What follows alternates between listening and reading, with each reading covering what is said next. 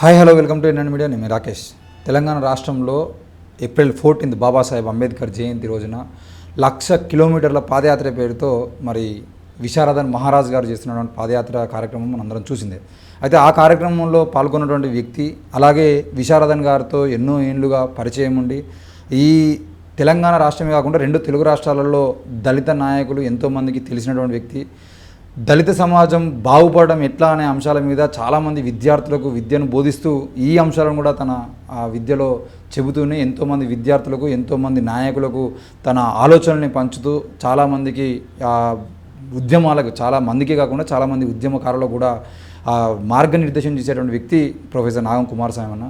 ఆ రోజు విశారదన్ గారి పక్కనే కూర్చొని 1,00,000 కిలోమీటర్ల పాదయాత్ర ప్రారంభ కార్యక్రమంలో కూడా ఆయన మాట్లాడడం జరిగింది. అయితే ఈ అంశాలు అసలు ఏంటి, ఈ పాదయాత్ర ఏంటి, ఈ భూమి పంచాయతీ ఏంటి, ఇవన్నీ అడిగి తెలుసుకునే ముందు మరిన్ని విషయాలు అన్న అడిగి తెలుసుకునే ప్రయత్నం చేద్దాం. అన్న, welcome to NN media. Thank you Rajesh. బాగున్నారు అన్న? చాలా రోజులు అయింది. Thank you very much for calling మీ. మంచిగా ఉన్నది. Thank you. అంటే విశారదన్ గారి పాదయాత్రను మాట్లాడుకునే ముందు విశారదన్ మహారాజు గారు సుందరయ్య విజ్ఞాన కేంద్రంలో ఎస్సీ ఎస్టీ బీసీ మైనార్టీల జేఏసీ అని చెప్పేసి ఒక మీటింగ్ పెట్టారన్న. చాలామంది వచ్చారు. చాలామంది బీసీ నాయకులు, ఎస్సీ ఎస్టీ మైనార్టీలు అందరి నాయకులతో కలిసి పెద్ద ఎత్తున మీటింగ్ ఏర్పాటు చేశారు. అంటే ఆయన 1,00,000 కిలోమీటర్ల పాదయాత్రను విజయవంతం చేసుకోవడం కోసం ఈ జేఏసీ ఏర్పాటు చేసి వీళ్ళందరికీ నేను అన్నలాంటివని చెప్పుకోవడం కోసం ఏమైనా ప్రయత్నం చేశారా, లేదంటే ఈ జేఏసీ అవసరం తెలంగాణ రాష్ట్రంలో ఉంది అంటారా? లేదు, నేను అట్లా అనుకోను. అంటే విశారదన్ మహారాజు గారిని అంటే నాకు మంచి ఒక రకంగా అన్నలాంటి వాడు. మేమిద్దరము నేను ఉస్మానియా యూనివర్సిటీలో పిహెచ్డి పరిశోధన చేస్తున్నప్పుడు వారు కూడా సోషియాలజీ డిపార్ట్మెంట్లో పిహెచ్డి స్కాలర్. ఓకే. ఎన్ఆర్ఎస్ హాస్టల్లో ఉన్నాము. నాకు ప్రత్యక్షంగా వారు ఎప్పటి నుంచి తెలుసు అంటే 2008 నుంచి పరిచయము. ఓకే. 2008లో పరిచయం ఉన్నా కూడా 2009 తెలంగాణ ఉద్యమం ప్రారంభమైనప్పుడు మాత్రం చాలా గంటల తరబడి అనేక విషయాల మీద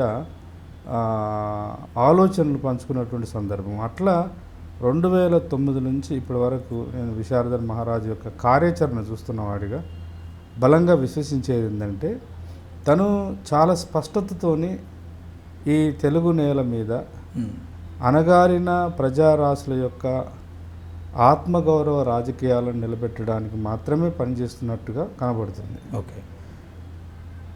ఇప్పుడు 2009లో నేను తెలంగాణ ఉద్యమము, మలిదశ తెలంగాణ ఉద్యమం అంటాం మనం దాన్ని. సరే, విద్యార్థి సమూహం కేంద్రంగా తెలంగాణ ఉద్యమము నిర్మాణం అవుతున్నటువంటి కాలం. అంతకుముందు లేదంటే విస్తృత స్థాయిలో. అంతకుముందు 52లో జరిగిన ఉద్యమాలు, 69లో విద్యార్థుల ఉద్యమాన్ని నడిపినారు. కానీ 1990 తర్వాత ప్రారంభమైన 2వ దశ తెలంగాణ ఉద్యమానికి విద్యార్థులు ఎప్పటికి ఉన్నారు. మనకు పరిణామ క్రమంలో మెల్లమెల్లగా 90 మారోజు వీరన్న లాంటి వాళ్ళు ప్రారంభం చేసిన ఆ ఉద్యమాలు, కవులు, కళాకారులు, మేధావులు వీళ్ళందరూ భావవ్యాప్తి చేసినారు. ప్రొఫెసర్ జయశంకర్ సార్ కావచ్చు, ఇలా కోదండరామ్ సార్ కావచ్చు, గద్దరన్న కావచ్చు, చాలామంది అంటే ఆయా భిన్నమైన వేదికల మీద ఉండి భావవ్యాప్తి చేసిన వాళ్ళు వీళ్ళంతా. ఆ భావవ్యాప్తి యొక్క ప్రచారం యొక్క ప్రభావం చేత విశ్వవిద్యాలయాలు కూడా చాలా ప్రభావితమైనాయి. అట్లా రాజకీయ పార్టీలో ఉండేటువంటి వాళ్ళు కూడా ప్రభావితమైనారు. ఆ రకంగా ప్రభావితం అయ్యి బయటకు వచ్చిందే కేసీఆర్ గారు. సరే, వారు పార్టీ పెట్టుకున్నారు. కొంతకాలం రాజకీయ తెలంగాణను సాధించడానికి కావాల్సినటువంటి ఒక పార్లమెంటరీ ప్రక్రియలో రాజకీయ పార్టీ యొక్క పాత్రను టీఆర్ఎస్ రూపంలో కేసీఆర్ పోషించాడు. కానీ కేవలం ఎన్నికలు, తెలంగాణ అంశాన్ని ఓట్లు, సీట్లు, ఎన్నికలకు పరిమితమై చేసినప్పుడు మళ్ళీ తెలంగాణ సభ్య సమాజం అంతా కొంత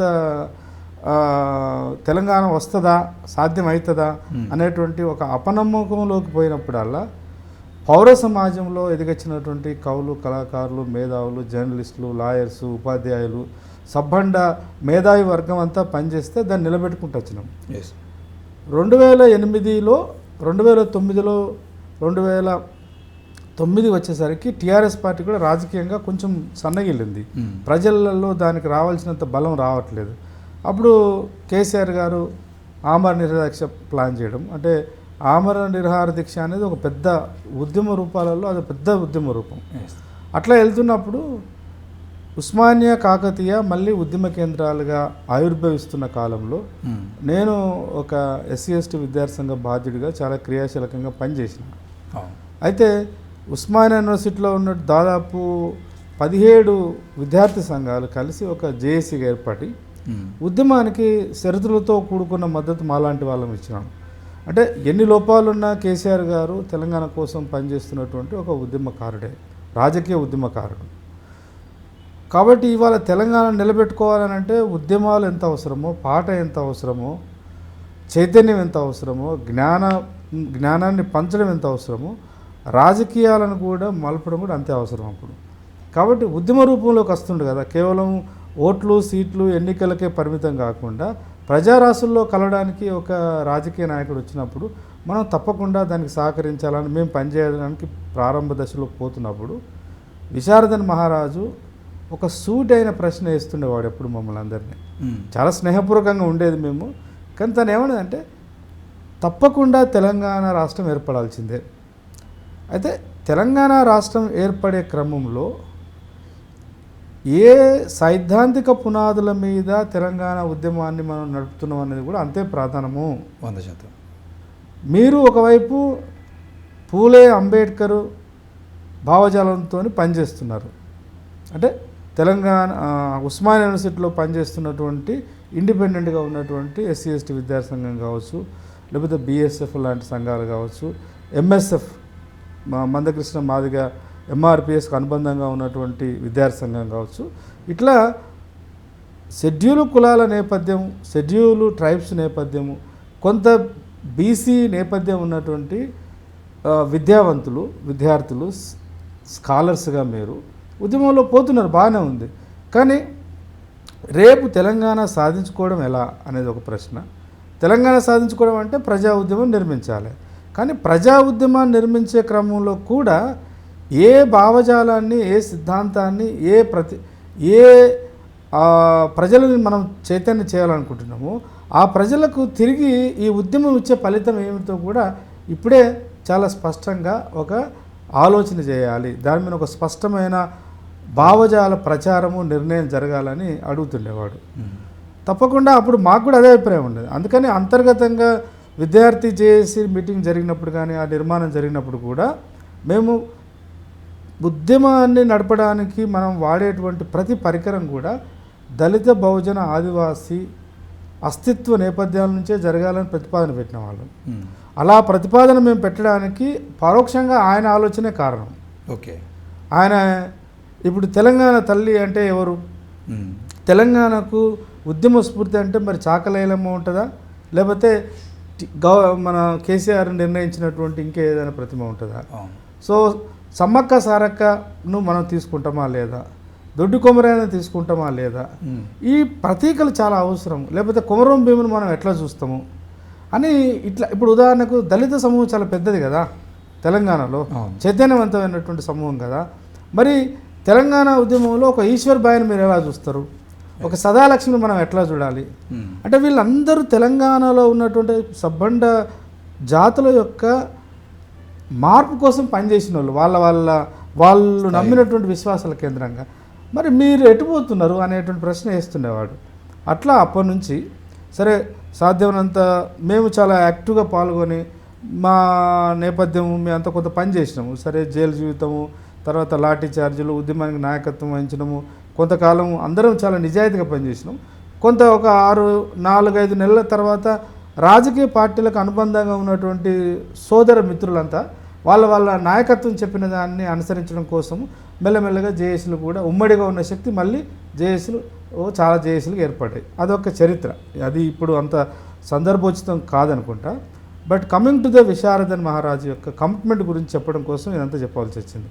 ఆయన మాతో ఇంత చర్చ చేస్తూ కూడా ఆయన ఒక దళిత శక్తి ప్రోగ్రామ్ అని ఒక ఆర్గనైజేషన్ పెట్టుకొని, అంటే అంతకుముందు ఆయనకు చాలా అనుభవం ఉంది కూడా, తర్వాత కాలంలో తెలిసింది నాకు. అంతకుముందు ఇప్పుడు మొన్న ఎక్కడో మాట్లాడుతూ దామోదర్ రాధానరసింహ గారు పెట్టిన మీటింగ్లో మాట్లాడుతూ ఈవెన్ ఉమ్మడి ఆంధ్రప్రదేశ్లో ఎంఆర్పిఎస్ అనేటువంటి ఒక ఆర్గనైజేషన్ పెట్టేటువంటి దాంట్లో కూడా ప్రారంభ దశలో కూడా చాలా క్రియాశీలకంగా ఉండి అప్పుడు ఉమ్మడి ఆంధ్రప్రదేశ్లో ఉన్నటువంటి మాదిగ సమూహంలో ఎదిగొచ్చినటువంటి మేధావులను, కవులను, కళాకారులను ఈ ఎంఆర్పిఎస్ ఉద్యమానికి కావాల్సిన భావజాల పునాదినంతా ఏర్పాటు చేయడంలో ఆయన కూడా చాలా క్రియాశీలకంగా పనిచేసినట్టు వారు చెప్తే నేను విన్నది. అట్లా అప్పటి నుండి తర్వాత బిఎస్పి 94లో మొత్తం ఉమ్మడి ఆంధ్రప్రదేశ్లో ఉద్యమం జరుగుతున్నప్పుడు ఖమ్మం నుంచి చాలా క్రియాశీలంగా పాల్గొన్నాడు. అంటే తన బుద్ధెరిగిన కాంచి ఒక స్పష్టమైన ఆలోచనతోని తనను తాను నిర్మించుకునే ప్రయత్నం చేస్తూ వీలైనంత మేరకు కలిసి వచ్చేటువంటి ప్రజారాస్తుల్ని అందరినీ కలుపుకోవాలనే స్పష్టతతో పనిచేస్తున్నాడు. ఈ మాట నేను ఎందుకు అంటున్నా అంటే దాదాపు నాకే 2009 నుంచి నాకు చాలా ఆప్తమిత్రుడిగా చాలా క్లోజ్గా చూసినాను ఆయన. ఇవాళ మనం 2025లో మాట్లాడుకుంటున్నాం. అంటే ఇంత సుదీర్ఘ కాలం, అంతకంటే ముందు 2000 కాలం నుంచే ఇన్ని, అంటే దాదాపు ఒక 20-30 సంవత్సరాల కాలం నుంచి తను ఏదైతే విశ్వసించిండో, తను ఏ సిద్ధాంతం అయితే ఈ సమాజంలో సంపూర్ణ మార్పుకు పునాదులు వేస్తుందని నమ్మిండో పూలే అంబేద్కర్ భావజాల కేంద్రంగానే తను నడుస్తున్నాడు. ఒకసారి బిఎస్పి రూపంలో పనిచేయవచ్చు, ప్రారంభంలో ఎంఆర్పిఎస్ ఉద్యమంలో కూడా పనిచేసిండు. తర్వాత దళిత శక్తి ప్రోగ్రాం అనేటువంటి ఒక ఆర్గనైజేషన్ పెట్టి చాలా సందర్భాల్లో రాకేష్ యూ బిలీవ్ మీ పెట్టి తను దాన్ని వ్యాప్తి చేయడం కోసం చాలా, అంటే వ్యక్తి టు వ్యక్తి, అంటే పర్సన్ టు పర్సనే ఐడియాలజీని స్ప్రెడ్ చేయాలనుకున్నాడు. ఇక్కడ నుంచి నేర్చుకున్నాడు అనేది నేను తర్వాత కాలంలో కొంత అబ్జర్వ్ చేస్తే అది మాన్యశ్రీ కాంశీరామ్ గారి యొక్క పని విధానం. వందలాది మంది, వేలాది మందిని ప్రోగు చేసి వాళ్ళ దగ్గర డబ్బులు తెచ్చి వీళ్ళ దగ్గర డబ్బులు తెచ్చి మీటింగ్లు పెట్టి మీటింగ్ సక్సెస్ అయ్యిందని సంబరపడేదానికంటే పర్సన్ టు పర్సన్ ప్రతి వ్యక్తిని ప్రత్యక్షంగా కలిసి తను అనుకుంటున్నటువంటి లక్ష్యం ఏమిటి, తను ఏ లక్ష్యాన్ని నెరవేర్చాలనుకుంటున్నాడు, తను ఏ విషయాలను రాజకీయాల్లోకి రాజకీయ సిద్ధాంతాలుగా మలచాలనుకుంటున్నాడు, ఇవన్నీ కూడా దళిత శక్తి ప్రోగ్రాం అనేటువంటి ఒక ఆర్గనైజేషన్ పెట్టి 2009 నుంచి మొన్న ఆయన ధర్మ సమాజ్ పార్టీ పెట్టుకునేంతవరకు దాకా ఉమ్మడి 10 జిల్లాలలో ఉన్నటువంటి మాదిగ సమూహంలో ఎదిగొచ్చేటువంటి ఆలోచన పరులని, టీచర్లు కావచ్చు, డాక్టర్లు కావచ్చు, ఇంజనీర్లు కావచ్చు, ఎవరైనా కావచ్చు, చదువుకున్నటువంటి విద్యార్థులు కూడా కావచ్చు, యువతను ప్రధానంగా టార్గెట్ చేసి ఒక స్పష్టమైన భావజాలాన్ని తీసుకుపోగలిగాడు. సరే, తన ప్రచారంలో భాగంగా తనకు ఉండేటువంటి ఆ వాగ్దాటి, ఆ చరిస్మాటిక్ లీడర్షిప్ క్వాలిటీస్ అవన్నీ ఆయనకి ఇప్పుడు ఉపయోగపడుతున్నాయి. అట్లా దళిత శక్తి ప్రోగ్రాం అని పేరు పెట్టినప్పటికీ మాదిగలు రాజకీయంగా ఇంకా పరిపక్వతను సాధించాలనేది తన యొక్క అండర్స్టాండింగ్. చాలా సందర్భాల్లో మీటింగ్లలో చెప్పినాడు అన్నమాట. మాదిగలను ఒక రాజకీయ శక్తిగా మలచాలి. మాదిగల సంఖ్యాపరంగా చాలా కోట్ల మంది ఉండవచ్చు, లక్షల మంది ఉండవచ్చు, కానీ ఇవి ఈ మొత్తము అంటే ఆర్థికంగా, రాజకీయంగా, సామాజికంగా, సాంస్కృతికంగా చితికిపోయి ఉన్న ఈ సమూహము చైతన్యం పొందుతున్న క్రమంలో ఆ చైతన్యం కూడా ఒక సరైనటువంటి భావజాలంలో గనక లేకపోతే, ఒక సరైనటువంటి సైద్ధాంతిక పునాది మీద నిలబడకపోతే ఈ ఎదిగొచ్చిన చైతన్యం మళ్ళీ ఎవరికో ఉపయోగపడుతుంది అనేటువంటి ఆ ఆలోచనతోని అందరినీ, టీచర్లను కావచ్చు, విద్యార్థులను కావచ్చు, ఎంప్లాయీస్ని ప్రధానంగా టార్గెట్ చేసి మాదిగ జాతి యొక్క చారిత్రక నేపథ్యాన్ని చాలామందికి అర్థం చేయించగలిగాడు. అర్థం చేయించి దాని అవసరం ఏముంది తెలంగాణలో ఇప్పుడు ఆ మాదిగ జాతి నాయకత్వంలో ఎలా పనిచేయాలో కూడా తను స్పష్టంగా పనిచేస్తున్నాడు. అట్లా అప్పటి నుంచి ఇప్పటిదాకా చిన్న చిన్న మీటింగ్లు పెట్టుకునేవాడు. ఆయన కరపత్రాలు, పోస్టర్సు డే అవర్స్లో ట్రావెల్ చేసేవాడు కాదు. నేనే చాలా సందర్భాల్లో తనతోని నైట్ పూట మాది 100 రూమ్లో కూర్చొని మాట్లాడుకునేది, ఆయన రూమ్ పోయి మాట్లాడుకునేది. ఆయన ప్రయాణం అంతా నైట్ ఉండేది. ఆఫ్టర్ 12 తర్వాత ఏంటిది అని చెప్పేసి నేను 1-2 సార్లు అబ్జర్వ్ చేసి గమనించింది ఏంటంటే ఆయన ఎప్పుడు కూడా బస్సులలో కూడా ప్రయాణం చేయకపోయాడు. అంటే అప్పుడు ఆయనకు ఉన్నటువంటి ఎవరి దగ్గర పైసలు అడుక్కోవడానికి ఆయన సిగ్గుపడతాడు.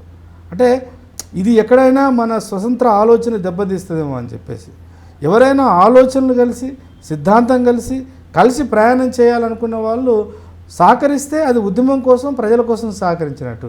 కానీ నేను ఇప్పుడు ఖమ్మం వెళ్ళాలి, నేను ఆదిలాబాద్కి వెళ్ళాలి, నాకు డబ్బులు కావాలని అడిగితే ఎక్కడ నా స్వతంత్రతను నేను కోల్పోతానని భావించేవాడు ఏమో. కానీ మోస్ట్లీ లారీలలో ప్రయాణం చేస్తాడు.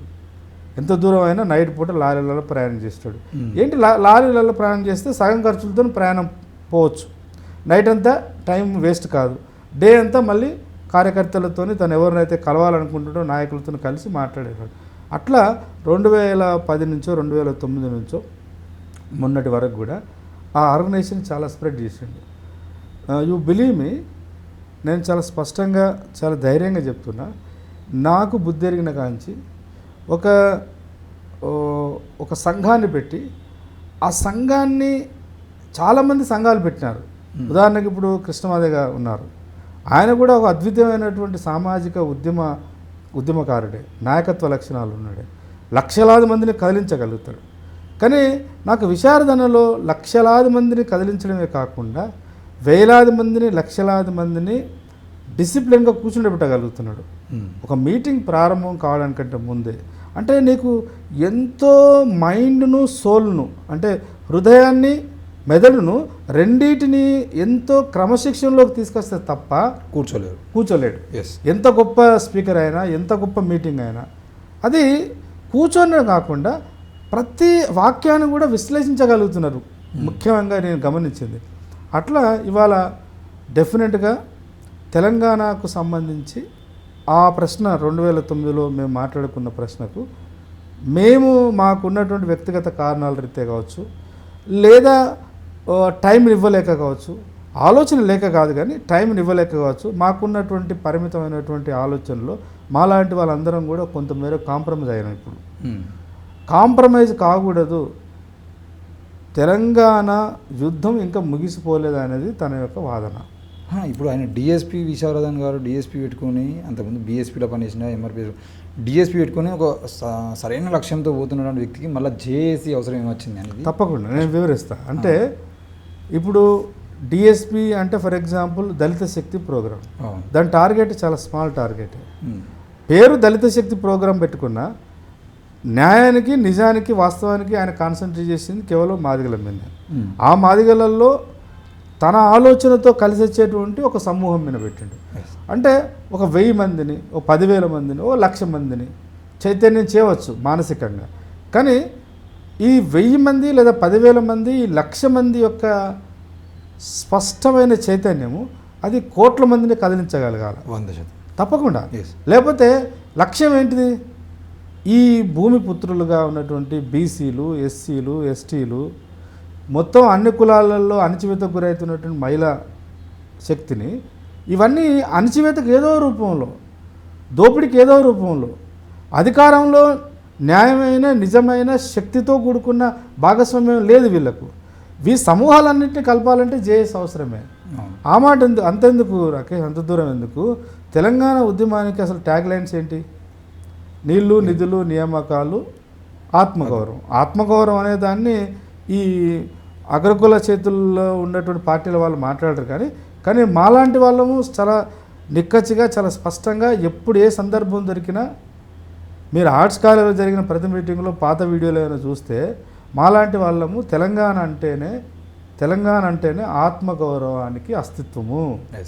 నీళ్ళల్లో కూడా ఆత్మగౌరవం లేకుండా పోయింది కదా, నిధులలో కూడా ఆత్మగౌరవాన్ని దెబ్బతలిగింది. తర్వాత నియామకాలలో కూడా తెలంగాణ వాడు ఉంటే పనిచేయడాన్ని, తెలంగాణ వాళ్ళకు జ్ఞానం లేదని కదా. మరి జ్ఞానం లేదంటే ఆత్మనిర్భర భావంలో నెట్టుతున్నట్టే. తెలంగాణ అంటేనే ఆత్మగౌరవ అస్తిత్వ పోరాటము అనేది మా ఆలోచన. అట్లా ఈ 4 తెలంగాణ సాధించుకున్నాం. మొత్తం తెలంగాణ సబ్బండ జాతులందరూ ఏకమై తెలంగాణని నినాదమిస్తే, ఎన్నో త్యాగాలు చేస్తే, ఎన్నో వందల మంది చనిపోతే, ఎన్నో రక్తతర్పణాలు జరిగితే, ఎంతోమంది జైలు జీవితం గడిపితే ఇవాళ తెలంగాణ చట్టబద్ధంగా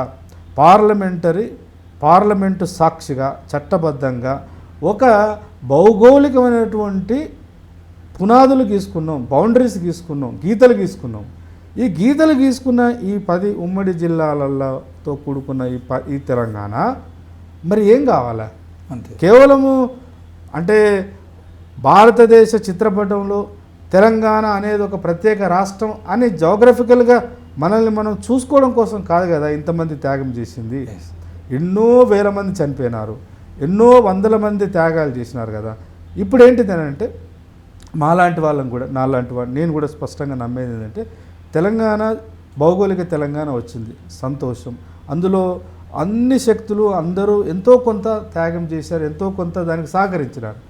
ఇప్పుడు అందరం కలిసి అందరం సహకరించుకొని సాధించుకున్న ఈ తెలంగాణను ఒక సంపూర్ణమైన ప్రజాస్వామిక విలువలతో కూడిన తెలంగాణగా నిలబెట్టాలన్నా వద్దా?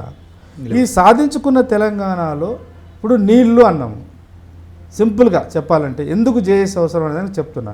నీళ్లు అనేది తెలంగాణకు ట్యాగ్లైన్. ఇవాళ తెలంగాణ సాధించుకున్నాం. తెలంగాణలో ప్రధానమైనటువంటి నీటి వనరులు ఏంది?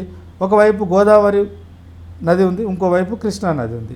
ఈ గోదావరి కృష్ణా నదుల యొక్క పరివాహక ప్రాంతంలో ఆ నీళ్లు మనకు రావాల్సిన వాటా మనకు వస్తుంది చట్టబద్ధంగా. నీళ్ళు వస్తున్నమాట వాస్తవం, నీళ్ళ మీద పెద్ద పెద్ద ఆనకట్టలు కడుతున్నమాట వాస్తవం. కొంత నీళ్లను ఎప్పుడో కాకతీయుల కాలంలో నిర్మించినటువంటి గొలుసు కట్టు చెరువులను కొంత గత కాలంలో అధికారంలో ఉన్న పార్టీ కొంత దాన్ని పునర్నిర్మాణం చేసిన మాట వాస్తవం. చెరువులను మంచిగా చేసుకున్నా, కాలువలను దవ్వుకున్నా, కెనాలు దవ్వుకున్నా, కాళేశ్వరం లాంటి పెద్ద పెద్ద ప్రాజెక్టు కట్టినా, రేపు రంగారెడ్డి పాలమూరు ఎత్తిపోతలను ప్రాజెక్టు కట్టుకున్నా. మా ప్రశ్న ఏంటంటే, అంటే ఈ షెడ్యూల్ కులాలు, షెడ్యూల్ ట్రైబ్స్, బీసీలు, తర్వాత అణగారిన ప్రజారాశుల నుంచి మన ప్రశ్న ఏంటంటే, నీళ్ళు వస్తున్నాయి కరెక్టే, కానీ నీళ్ళు ఎవరి పొలంలోకి పోతుంది? నీళ్ళు రావడం వల్ల పంట ఇప్పుడు కొన్ని లక్షల హెక్టార్లకు పరిమితమైనది, ఇప్పుడు కొన్ని కోట్ల హెక్టార్లకు అది విస్తరణ చెందవచ్చు వ్యవసాయం. కానీ వ్యవసాయం అభివృద్ధి చెందితే పంటలు కూడా వస్తున్నాయి. మొత్తంగా చూసుకుంటే తెలంగాణ అభివృద్ధి పదంలోకి పోతున్నట్టే కనబడుతుంది. కానీ మాలాంటి వాళ్ళ ప్రశ్న ఏంటంటే, ఆ నీళ్లు ఎవరి భూమిలోకి వస్తున్నాయి? భూమి పంచాలనా వద్దా? ఇప్పుడు ఎంత అసలు ఇక్కడ ఎన్ని ఎన్ని ఎన్ని హెక్టార్ల భూమి ఉంది, ఎన్ని లక్షల హెక్టార్ల భూమి ఉంది? ఇప్పుడు ఈ భూమిని మళ్ళీ ఇక్కడ ఉన్న ప్రజారాశులకు వాళ్ళ జనాభా స్థాయి ప్రకారమైన, ఒకవేళ జనాభా స్థాయి కాకపోయినా కనీసం అడిక్వేట్గా పంచాలి కదా. దున్నగలిగే వాడికి భూమి ఉందా లేదా తెలంగాణలో? ఈ మాట మాట్లాడితే కేవలం మావోయిస్టులు మాట్లాడరు, లేకపోతే కమ్యూనిస్టులు మాత్రం. ఇది ఎవరికి అదేమి పట్ల చేసి ఇయ్యాలి ఆ మాట. ఎవడైనా ఆకలైన వాడు మాట్లాడేటువంటి మాట, ఎవడైనా ఆత్మగౌరవంగా బతకాలని ఆశిస్తున్నటువంటి ప్రజలు అడిగేటువంటిది. దున్నగలిగే వాడికి, వ్యవసాయం చేయగలిగే వాడికి వ్యవసాయం ఉందా లేదా, వ్యవసాయ భూమి ఉందా లేదా? మరి నీళ్ళు వచ్చినాయి, కానీ నీళ్లు ఎవరి పంట పొలాల్లోకి వెళ్తున్నాయి? గతంలో పార్టీ అధికారంలో ఉన్న టీఆర్ఎస్ పార్టీ నీళ్ళు కొంత తీసుకొచ్చిన మాట వాస్తవం.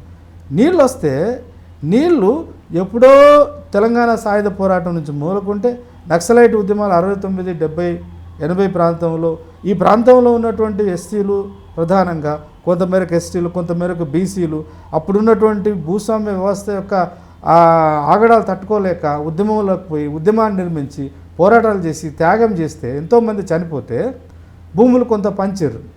అయితే దానికి చట్టబద్ధత లేదు. అప్పుడు పార్టీ దళాలు వచ్చేది, ఊళ్ళల్లో దొర భూమి 100 ఎకరాలు ఉంటే అక్కడ పేదవాళ్ళకు పంచిర్రు కానీ పంచితే దొరలంతా హైదరాబాద్కి వచ్చారు, కరీంనగర్కి వచ్చారు, వరంగల్కి వచ్చారు.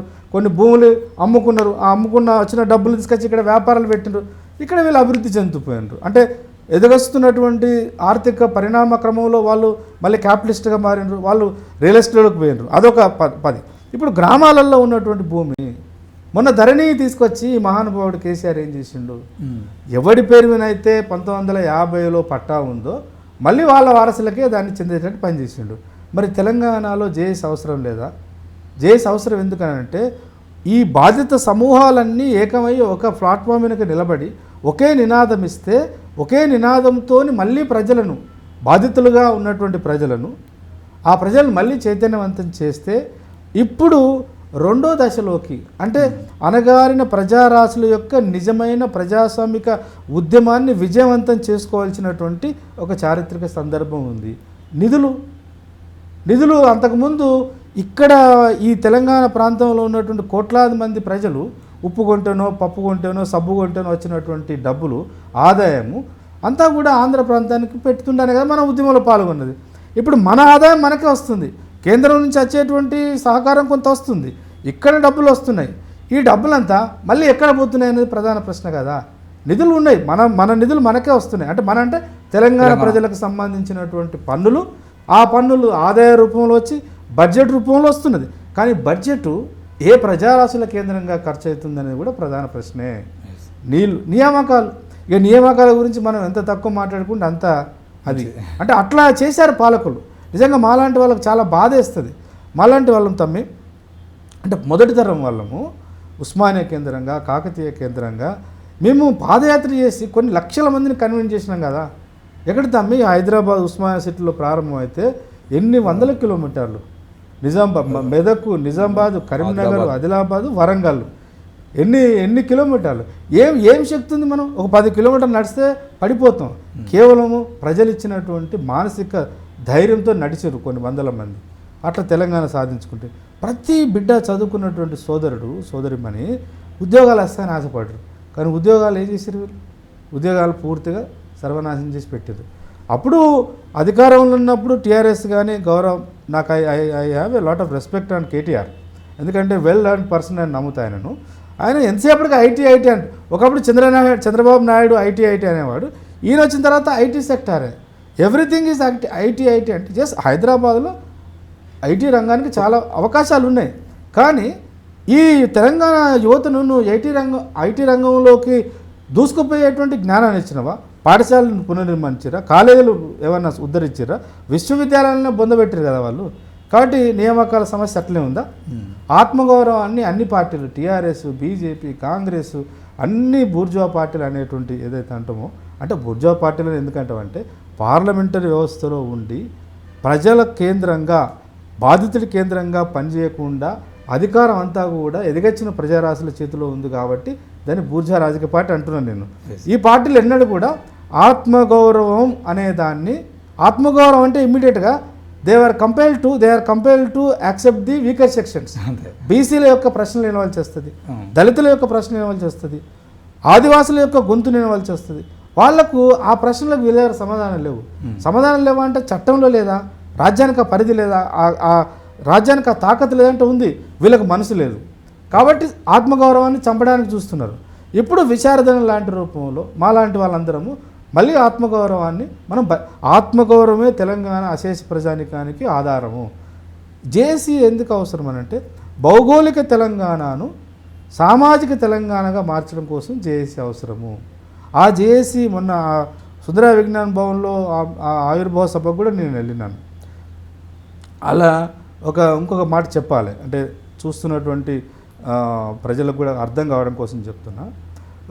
నాకేమనిపిస్తుంది అంటే subject to correction in the future.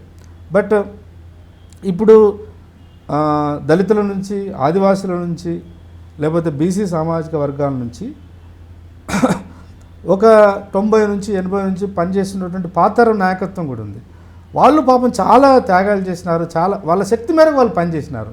ఉదాహరణ ఇప్పుడు ఆర్ కృష్ణయ్య లాంటి వాళ్ళు ఉన్నారు, బెల్లయ్య నాయక్ లాంటి వాళ్ళు ఉన్నారు, కృష్ణన్న లాంటి వాళ్ళు ఉన్నారు.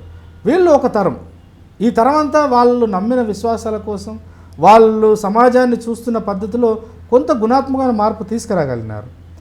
కానీ ఇవాళ విశారదన్ లాంటి ఒక రెండో తరము మాట్లాడుతున్న మాట, తర్వాత తనతో కలవడానికి, కలిసి నడవడానికి వస్తున్నటువంటి శక్తులన్నీ కొత్త శక్తులే, వ్యక్తులు కొత్త శక్తులే. గతంతో పోల్చుకుంటే కొంత ఆలోచనలో స్పష్టత ఉన్న వాళ్ళే వస్తున్నారు. అట్లా బీసీలలో నేను చిన్న సమూహాల నుంచి కూడా ప్రాతినిధ్యం వస్తుంది. వాళ్ళు బాహటంగా చెప్తున్నారు, అంతర్గతంగా మాట్లాడుకున్నప్పుడు కూడా వాళ్ళ నుంచి వస్తున్న విశ్వాసం ఏంటంటే ఇట్లాంటి ఒక నాయకుడు మనకు అవసరమేమో. ఆయన ఇప్పుడున్నట్టు రేపు భవిష్యత్తులో ఉంటే సమాజానికి చాలా సేవ చేసినట్టు అవుతాడు. ఎక్కడైనా దారి తప్పితే తప్పకుండా సమాజం ఆయన ఎటు చూడ అటు చూస్తుంది. కానీ ప్రశ్న ఏంటంటే ఇవాళ జేఏసీలో ఒక అవసరం ఏంటంటే తెలంగాణను, భౌగోళిక తెలంగాణను సాధించుకోవడానికి ఆధారభూతంగా ఉన్నటువంటి నీళ్లు, నిధులు, నియామకాలు, ఆత్మగౌరవంలో కూడా సామాజిక న్యాయ సూత్ర కేంద్రంగా ప్రతిఫలాలు రావడం కోసము మళ్ళీ సామాజిక తెలంగాణ కోసం ఉద్యమం నిర్మించవలసిందే అనేటువంటిది తప్పకుండా తన నాయకత్వాన్ని తను పదిలపరచుకోవడం కోసం తను పుట్టి పెరిగినటువంటి మాదిగ సమూహంలో కొంత భాగాన్ని తను చైతన్యవంతం చేసుకున్నాడు. కానీ ఆ శక్తి సరిపోదు. తను నమ్ముతున్నది డాక్టర్ బాబాసాహెబ్ అంబేద్కర్ యొక్క స్వప్నాన్ని నిజం చేయాలనుకుంటున్నాడు. కాన్సీరామ్ యొక్క పని విధానం నమ్ముకొనే రాజకీయాలను నిర్మించాలనుకుంటున్నాడు. ఇవాళ గ్లోబలైజేషన్, ప్రైవేటైజేషన్ వచ్చిన తర్వాత 90 నుంచి రాజకీయాలంటే ఎంత జ్ఞానం ఉన్నా నువ్వు మాట్లాడుకోవడానికి గౌరవిస్తారు. ఇప్పుడు మాట్లాడితే అందరూ చాలా బాగా మాట్లాడుతున్న పిల్లగాడు అంటారు, లేకపోతే కానీ రేపు ఎన్నికలలో పోవాలంటే నీ దగ్గర డబ్బులు ఎన్ని ఉన్నాయని అడుగుతున్నారు. అంటే పూర్తిగా ఈ ఎన్నికల యొక్క రాజకీయాలను ఆధిపత్య కులాలు డబ్బులు ఉన్నటువంటి వాడే రాజకీయాలు చేయాలనేటువంటి ఒక వ్యవస్థను నిర్మించారు ఇప్పుడు. కానీ డబ్బులు లేవు ఈ ప్రజారాసుల దగ్గర. ముఖ్యంగా విశారదన్ లాంటి వాళ్ళ దగ్గర ₹1,00,00,000 ఉన్నాయనైతే నేను అనుకోను. కానీ తనకు మనోబలం ఉంది, ఒక స్పష్టత ఉంది.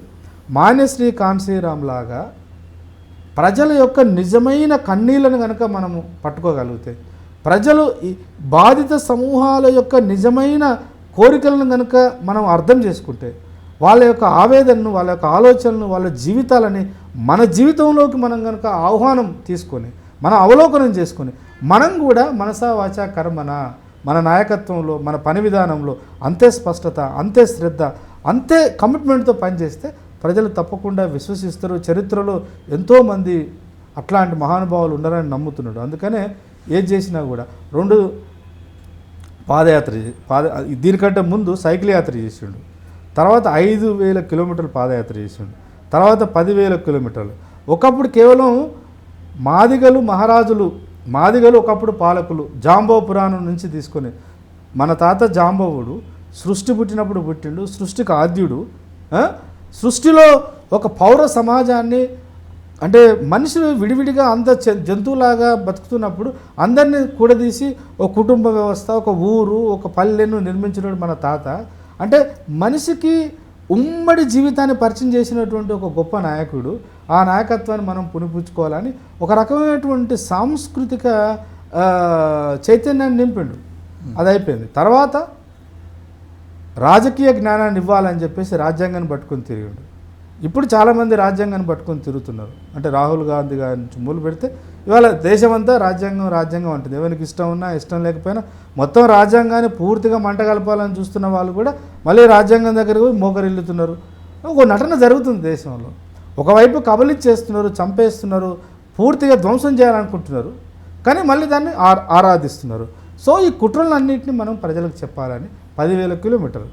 నేను యాజ్ ఎ పొలిటికల్ సైన్స్ స్టూడెంట్గా నాకున్న పరిమితమైన జ్ఞానంలో ప్రపంచంలో 1,00,000 కిలోమీటర్ల పాదయాత్ర, 1,00,000 కిలోమీటర్ల రథయాత్ర అనేటువంటిది నాకు తెలిసి కేవలం మావో ప్రారంభం చేసిండు. 1949లో విప్లవం విజయవంతం అయిన తర్వాత, విప్లవం విజయవంతం కావడం అంటే ఏం తమ్మి, రాజరిక వ్యవస్థ రాజులను యుద్ధంలో ఓడించడం విప్లవం వచ్చినట్టే. లేదా ఇప్పటిదాకా ఆధిపత్యాన్ని చెలాయిస్తున్న వాళ్ళని, అది యుద్ధం అంటే ఆయుధం ద్వారా కావచ్చు, ఎలక్షన్ల ద్వారా కావచ్చు, వాళ్ళని అధికారం నుంచి తొలగించడం విప్లవం. అట్లా మావో సాధించినటువంటి విప్లవాన్ని గుణాత్మకమైన విప్లవంగా మార్చడం కోసం సాంస్కృతిక ఉద్యమాన్ని ప్రారంభించి 1,00,000 మందితో బయలుదేరితే ఆయన చిట్టచివరి వరకు కేవలం 8,000 మంది బతికిండ్రు ఆయన యొక్క అనుచరులు. గాంధీ చాలా గొప్పవాడు దేశానికి స్వాతంత్రం తీసుకురావడంలో. అంటే బాగా డబ్బులు ఉన్న వాళ్ళ చేతిలో ఉన్న ఆలోచనని, లేదంటే కేవలం ఉన్నత కులాలకు, చదువుకున్న వాళ్ళకు, లాయర్లకు, పెట్టుబడిదారులకు సంబంధించినటువంటి ఒక అంశాన్ని సామాన్యుడికి కూడా అర్థమయ్యేటట్టు చెప్పడంలో గాంధీ సక్సెస్ అయ్యాడు స్వాతంత్రోద్యమంలో. ఆయన కూడా సబర్మతి ఆశ్రమం నుంచి దండి వరకు ఉప్పు సత్యాగ్రహం చేసిండు. ఎన్ని కిలోమీటర్లు? 340 కిలోమీటర్లే. అంటే ఈ దేశానికి స్వాతంత్రం తీసుకురావడం కోసము ఒక 340 కిలోమీటర్లు నడిస్తేనే దేశం అంతా ఆయన చుట్టూ నిర్మాణమైంది. మరి ఆల్రెడీ 5,000 కిలోమీటర్ల పాదయాత్ర ముగించింది. 10,000 ఇప్పుడు 5,000 అంటేనేమో ఒక కులానికి సంబంధించింది అనుకుందాం. మరి 10,000 కిలోమీటర్ల పాదయాత్ర అనేది మొత్తం ఈ తెలంగాణ ప్రాంతంలో ఉన్న ప్రజారాశులు అందరిది కదా. అందరిది అన్నప్పుడు అందరూ ఓన్ చేసుకోలేదు, చూసినావా? అదే ఇప్పుడు విశారదన్ ఒక రెడ్డి అయి, విశారదన్ ఒక బ్రాహ్మణ అయి ఉంటే, విశారదన్ ఒక కమ్మాయి ఉంటే, తప్పకుండా విశారదన్ ఇప్పటికీ దేశంలోనే ఒక అత్యున్నతమైన ఎదిగస్తున్న గొప్ప నాయకుడిగా ఈ మీడియా ప్రచారం చేసేది. ఈ సమాజం కూడా అట్లా ఆయన ఎత్తుకొని పూజించేది. కేవలం ఆయన మాదిగ కాబట్టి, అణగారిన సామాజిక వర్గాల నుంచి వచ్చినటువంటి ఒక మాదిగ బిడ్డ కాబట్టి ఇంకా కూడా సమాజం ఇప్పుడు అంటే ఆయనే దాదాపు ఇన్ని సంవత్సరాల త్యాగం చేస్తే ఇప్పుడు విశారదని మాట్లాడితే ప్రతి ఒక్కరు వినవలసిన అనివార్యతను క్రియేట్ చేసిండు. అట్లా 10,000 కిలోమీటర్లు అయిపోయింది. ఇప్పుడు ఇవాళ మీరు ప్రస్తావించినటువంటి అంశం ఏదైతే ఉందో, జేఏసీ అవసరం ఉంది తమ్మి. జేఏసీ ఇప్పుడే బలంగా అవసరం. గతంలో జేఏసీ ఉంది, కొంత రాజకీయ పార్టీలు హైదరాబాద్ అంటే ఈ పట్టణ ప్రాంతాలకు పరిమితం అయిన వాళ్ళు నాయకత్వం వహించి ఆంధ్ర పెట్టుబడిదారుల మీద లేదంటే కేంద్ర ప్రభుత్వం మీద ఒత్తిడి తీసుకురావడానికి అప్పుడు జేఏసీలు పనిచేసినాయి. ఆ జేఏసీలు మొత్తం గ్రామాల్లోకి పోయి పనిచేయలే, గ్రామాలే జేఏసీగా మారినాయి. ఇవాళ జేఏసీ, ఇప్పుడు జేఏసీ యొక్క అవసరం ఇంకా అత్యవసరం ఉంది. తర్వాత ఇప్పుడు జేఏసీగా నిర్మాణం అయింది మాట్లాడేది ఈ అధికారంలో ఉన్న వాళ్ళకి కానీ, భూమి మీద ఆధిపత్యం ఉన్న వాళ్ళకి కానీ, సంపద మీద ఆధిపత్యం ఉన్నటువంటి తెలంగాణలో పుట్టి పెరిగినటువంటి చాలామంది ఈ పెట్టుబడిదారులకు, ఈ భూస్వాములకు నచ్చదు. కాబట్టి ఇప్పుడు ఇంకా చాలా శక్తిని కూడగట్టుకొని జేఏసీని నిర్మించాలి. ఈ జేఏసీల నిర్మాణం కేవలం ఒక విద్యార్థులో, లేదంటే ధర్మ సమాజ్ పార్టీ లాంటివో, లేదంటే వివిధ కులాలను చైతన్యపరచడం కోసం సంఘాలు పెట్టుకున్నటువంటి, ఇప్పుడు ఉదాహరణకు జాజల శ్రీనివాస్ అన్న ఉన్నాడు, ఒక బీసీ సమూహానికి, ఆ బీసీ సంఘాన్ని పెట్టుకొని తను పనిచేస్తున్నాడు. ఆర్ కృష్ణయ్య లాంటి వాళ్ళు ఉన్నారు. సరే, నేనేమంటే వాళ్ళ తరం అయిపోయింది. ఇక ఆయన ఇప్పుడు ఊళ్ళల్లో తిరిగి ఒక ఊర్లను కదిలించేటువంటి ఓపిక కానీ శారీరక శక్తి కానీ వాళ్ళకి లేదు. ఇప్పుడు జాజల శ్రీనివాస్ లాంటి వాడు, లేకపోతే ప్రతి కులానికి ఒక సంఘం ఉంది కదా, ప్రతి కులం మున్నూరు కాపు నుంచి మొదలుకుంటే యాదవులకు ఒక సంఘం ఉంది, గౌడ్లకు ఒక సంఘం ఉంది. సంఘం లేని కులం లేదు. సంఘాలు పెట్టుకొని ఆ కులానికి రావాల్సినటువంటి న్యాయమైన వాటా కోసం పనిచేస్తున్నారు కొంతమంది. అయితే వాళ్ళు గ్రామాల్లో ఉన్న వాళ్ళ కులంలో ఉన్న బీదవాడి దగ్గర పోలే.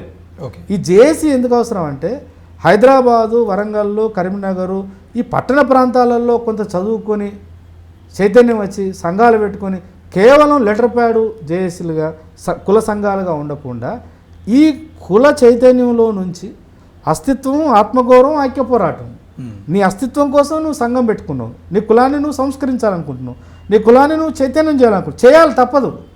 అయితే ఈ చైతన్యం అంతా కూడా ఆత్మగౌరవ పునాదిగా జరగాలి. కేవలము మేము సంఘం పెట్టుకుంటాం, లేకపోతే మన కులం నుంచి ఎదిగొచ్చిన ఆయన పలానా పార్టీలో నాయకుడు అయ్యండు, పలానా పార్టీలో మంత్రి అయ్యండి మానసికంగా సంతోషం పొందడమే నీ యొక్క ధర్మం కాదు. అది మనవాడు ఎక్కడున్నా మన ప్రాతినిధ్యం రావాలని కొట్లాడడం తప్పేం కాదు. వచ్చినటువంటి ప్రాతినిధ్యాన్ని కేవలం రాజకీయ పార్టీలకు పరిమితం అయిపోయి, లేకపోతే ఉద్యోగాలలోనే పరిమితం అయిపోకుండా కింద ప్రజారాశులు కొన్ని లక్షల మంది ఉన్నారు కదా నీ వాళ్ళు, ఆ ప్రజలకు నువ్వేమో స్వంతంగా సమకూరుస్తావు, ఆ ప్రజల పట్ల నీ యొక్క కార్యాచరణ ఏంది, నీ కమిట్మెంట్ ఏంది అనేది కూడా నువ్వు దానికి నిర్వచనం, దానికి అర్థం చేసుకోవాలి, దానికి ఆన్సర్ చేయాలి. అందుకోసం విడివిడిగా ఉన్నటువంటి ఈ అణగారిన కులాలని, ప్రజారాశుల్ని కలపడం కోసం జేఏసీ అవసరం. ఆ ప్రయత్నం జరుగుతుంది. ఇప్పుడు జేఏసీ అవసరము అని మీరు చెప్తున్నారు. ఇప్పుడు నిజంగా మీరు చెప్పిన నిధులు నియామకాల విషయంలో ఇంకా ఆత్మగౌరవం దక్కలేదు అనడానికి జేఏసీ అవసరమే కావచ్చు. కానీ ఎట్లా జరుగుతున్న పోరాటాలు అని అంటే, ఒక ఎజెండా ముందు పెట్టుకుంటే ఆ ఎజెండా నెరవేరింది అని అంటే, ఫర్ ఎగ్జాంపుల్ బీసీ ఉద్యమం, మొన్న వర్గీకరణ ఉద్యమం ఎంత జరిగిందో మనం 2-3 ఇంటర్వ్యూలు చేశాం. వర్గీకరణ ఉద్యమం జరుగుతున్నప్పుడు ఎస్సీలను మొత్తాన్ని వర్గీకరణ ఉద్యమంలో పెట్టి బీసీల కులగణన పేరుతో వాళ్ళను ఒక ఉద్యమంలో పెట్టిరు. కులగణన వర్గీకరణ ఎప్పుడైతే చట్టం చేసారో కులగణన చట్టం కూడా అప్పుడే చేసారు. దానికి సంబంధించినటువంటి ప్రాసెస్ జరుగుతుంది. వర్గీకరణ అయిపోయింది. అయితే కులగణన ఏదైతే జరిగిన తర్వాత కాంగ్రెస్ ఇచ్చిన హామీ మేరకు 42% స్థానిక సంస్థల ఎన్నికల్లో మేము టికెట్ ఇస్తామని రేవంత్ రెడ్డి ప్రకటించిన, దాన్ని చట్టం చేస్తారా, అన్ని పార్టీలు ఇస్తాయా లేదా అనే విషయం పక్కన పెడితే, ఇక అసలు మేము సాధించాము అనే ఫీలింగ్లోకి బీసీ నాయకులు చాలామంది వెళ్ళిపోయారు. అంటే మేము స్థానిక సంస్థలో 42% రిజర్వేషన్లు సాధించిన ఘనత మాదే అనే కాడికి వచ్చి, తర్వాత ఐక్య పోరాటాలు, తర్వాత ఇంకేం చేద్దాము, తర్వాత ఏంటి అనేది ఇప్పుడు 10 సంవత్సరాల కేసీఆర్ పాలన మనం చూసినాము. ఇప్పుడు అసలు బీసీలు రాజ్యాధికారంలో రావాలనే ఆలోచన కానీ మిగతాయి కానీ ఒకరిద్దరు నాయకులు మాట్లాడినా వాళ్ళు ఈ విశారదనలాగా పాదయాత్రలు చేయడం, విశారదనలాగా ఇంతమందిని జతకట్టడమో చేయట్లేదు. అయితే ఈయన చేస్తున్నటువంటి ఈ జేఏసీ ఏదైందో ఇది బీసీలను కూడా చైతన్యం చేసి, ఇప్పుడు ఈయన చేసే 1,00,000 కిలోమీటర్ల పాదయాత్ర ఏదైతే ఉందో అది రేపు పొద్దున భూములు కనుక పంచాల్సి వచ్చేది అంటే కేవలం దళితులకే పంచేటువంటి పరిస్థితి ప్రభుత్వం ఏర్పడి, ఎస్టీల నుండి కానీ బీసీల నుండి కానీ ఈ రకమైనటువంటి ఈయనతో పాటైనా పర్లేదు ఆ రేంజ్లో ఆయనతోటి మేము కూడా 1,00,000 కిలోమీటర్లు పాదయాత్ర చేస్తామని కానీ, లేదు మేము ఇంకో వైపు నుండి మేము పాదయాత్ర చేస్తామని చెప్పేటువంటి పరిస్థితులు ఎందుకు రావట్లేదు బీసీల నుండి? అంటే ఇప్పుడు తప్పకుండా అంటే మీరు అడిగిన ప్రశ్న చాలా వ్యాలిడిటీ ప్రశ్న. దానికి ఇప్పుడు ఒకటి, గతంతో పోల్చుకుంటే, నేను ఇందాకనే మాట్లాడాను, గతంతో పోల్చుకుంటే ఒక్కొక్క కులానికి, ఒక్కొక్క సమూహానికి పరిమితులు ఉంటాయి. అయితే గతంతో ఒక 20 సంవత్సరాలు 30 సంవత్సరాల క్రితంతో పోల్చుకుంటే ఇప్పుడు చాలా మెరుగైనటువంటి చైతన్యం అయితే వచ్చింది. ఓకే. ఆ చైతన్యం యొక్క ప్రతిఫలమే అనివార్యంగా ఇవాళ కాంగ్రెస్ పార్టీ రూపంలో కులగణన చేయవలసి వచ్చింది. కులగణనలో బీసీల శాతం ఎంతో తేల్చవలసి వచ్చింది. సరే, బీసీలు 42% కాదు 52-50 పైన ఉన్నారని ఓ వాదన ఉంది. అయితే ఏదైనా నిజమే, అది ఇప్పుడు ఆ వాదన కూడా కొట్టిపారేయడానికి లేదు. కానీ ఏదైనా ఒక అధికారికంగా వచ్చినటువంటి లెక్కలే మనకు చట్టానికి ఆధారం అవుతుంది. ఇప్పుడు 42 అని అంటుంది. రేపు యాక్చువల్గా భారత రాజ్యాంగం యొక్క మౌలిక స్వరూపం ప్రకారము ఈ కులగణన చేయవలసిన బాధ్యత కేంద్ర ప్రభుత్వాన్ని. ఇప్పుడు 42% కాదు 50 ఆ పైన బీసీలు తెలంగాణలో ఉన్నారు అని వాదిస్తున్నటువంటి బీసీ మేధావులు, బీసీ రాజకీయ నాయకులు, బీసీ చైతన్యంతో ఉన్నవాళ్ళు ఇవాళ కేంద్రంలో అధికారం ఉన్న బీజేపీ మీద ఒత్తిడి తీసుకురావాలి. తీసుకొచ్చి చేసిన తర్వాత ఈ లెక్క తప్పని తెలిస్తే అదే మనకు ఆధారం అవుతుంది. 42% తెలంగాణలో బీసీలు ఉన్నారని స్వతంత్ర భారతదేశంలో లేదా తెలంగాణ సాధించుకున్న ఈ 11 సంవత్సరాల తర్వాత రాజ్యమే స్వయంగా ఒప్పుకున్నది. ఈ 42% ఉన్నది అంటే ఈ మాట ఎందుకు ఇంత స్పష్టంగా చెప్పదలుచుకున్నంటే, మండల్ కమిషన్ వేసి అప్పుడే ఆయన 52% అని తెలిస్తేనే చాలా రాద్ధాంతం చేసి దాన్ని 27% పట్టుకొచ్చారు. ఇప్పుడు రాష్ట్రాలలో అది 29% ఉంది. ఇప్పుడు 27 నుంచి 29, 29 నుంచి 42 దాకా తీసుకురాగలను. ఈ 27 నుంచి 42 వరకు తీసుకురావడం వెనకాల మామూలు చైతన్యం ఉంటే రాదు తమ్మి. ఇప్పుడు రేవంత్ రెడ్డి ప్రేమతో చేసిండా? నేనైతే అట్లా అనుకోను. రేవంత్ రెడ్డికి రాజకీయ అవసరం ఉంది. రాహుల్ గాంధీ గారికి ఇప్పుడు దేశవ్యాప్తంగా బీజేపీ లాంటి శక్తిని, ఆ రాజకీయ పార్టీని ఢీకొనాలనంటే కాంగ్రెస్ కంటూ సొంత సిద్ధాంతం లేదు. కాంగ్రెస్ జాతీయ ఉద్యమంలో కాంగ్రెస్ పార్టీ నిర్మించుకున్నటువంటి సొంత సిద్ధాంతాన్ని దేశానికి స్వాతంత్రం వచ్చిన తర్వాత, నెహ్రూ తర్వాత, ఆ మాటకు వస్తే ఇందిరాగాంధీ తర్వాత పూర్తిగా దాని చుట్టూ పెట్టుబడిదారులు చేరి దాన్ని మింగేసిండ్రు. కాబట్టి తనదైనటువంటి ఈ మొత్తం ప్రజలలో మెజారిటీ ప్రజల యొక్క భావోద్వేగానికి ఒక ప్లాట్ఫామ్గా ఉండగలిగేటువంటి ఆలోచన కాంగ్రెస్ కన్వర్ట్ చేసుకుంది తనకు తానే.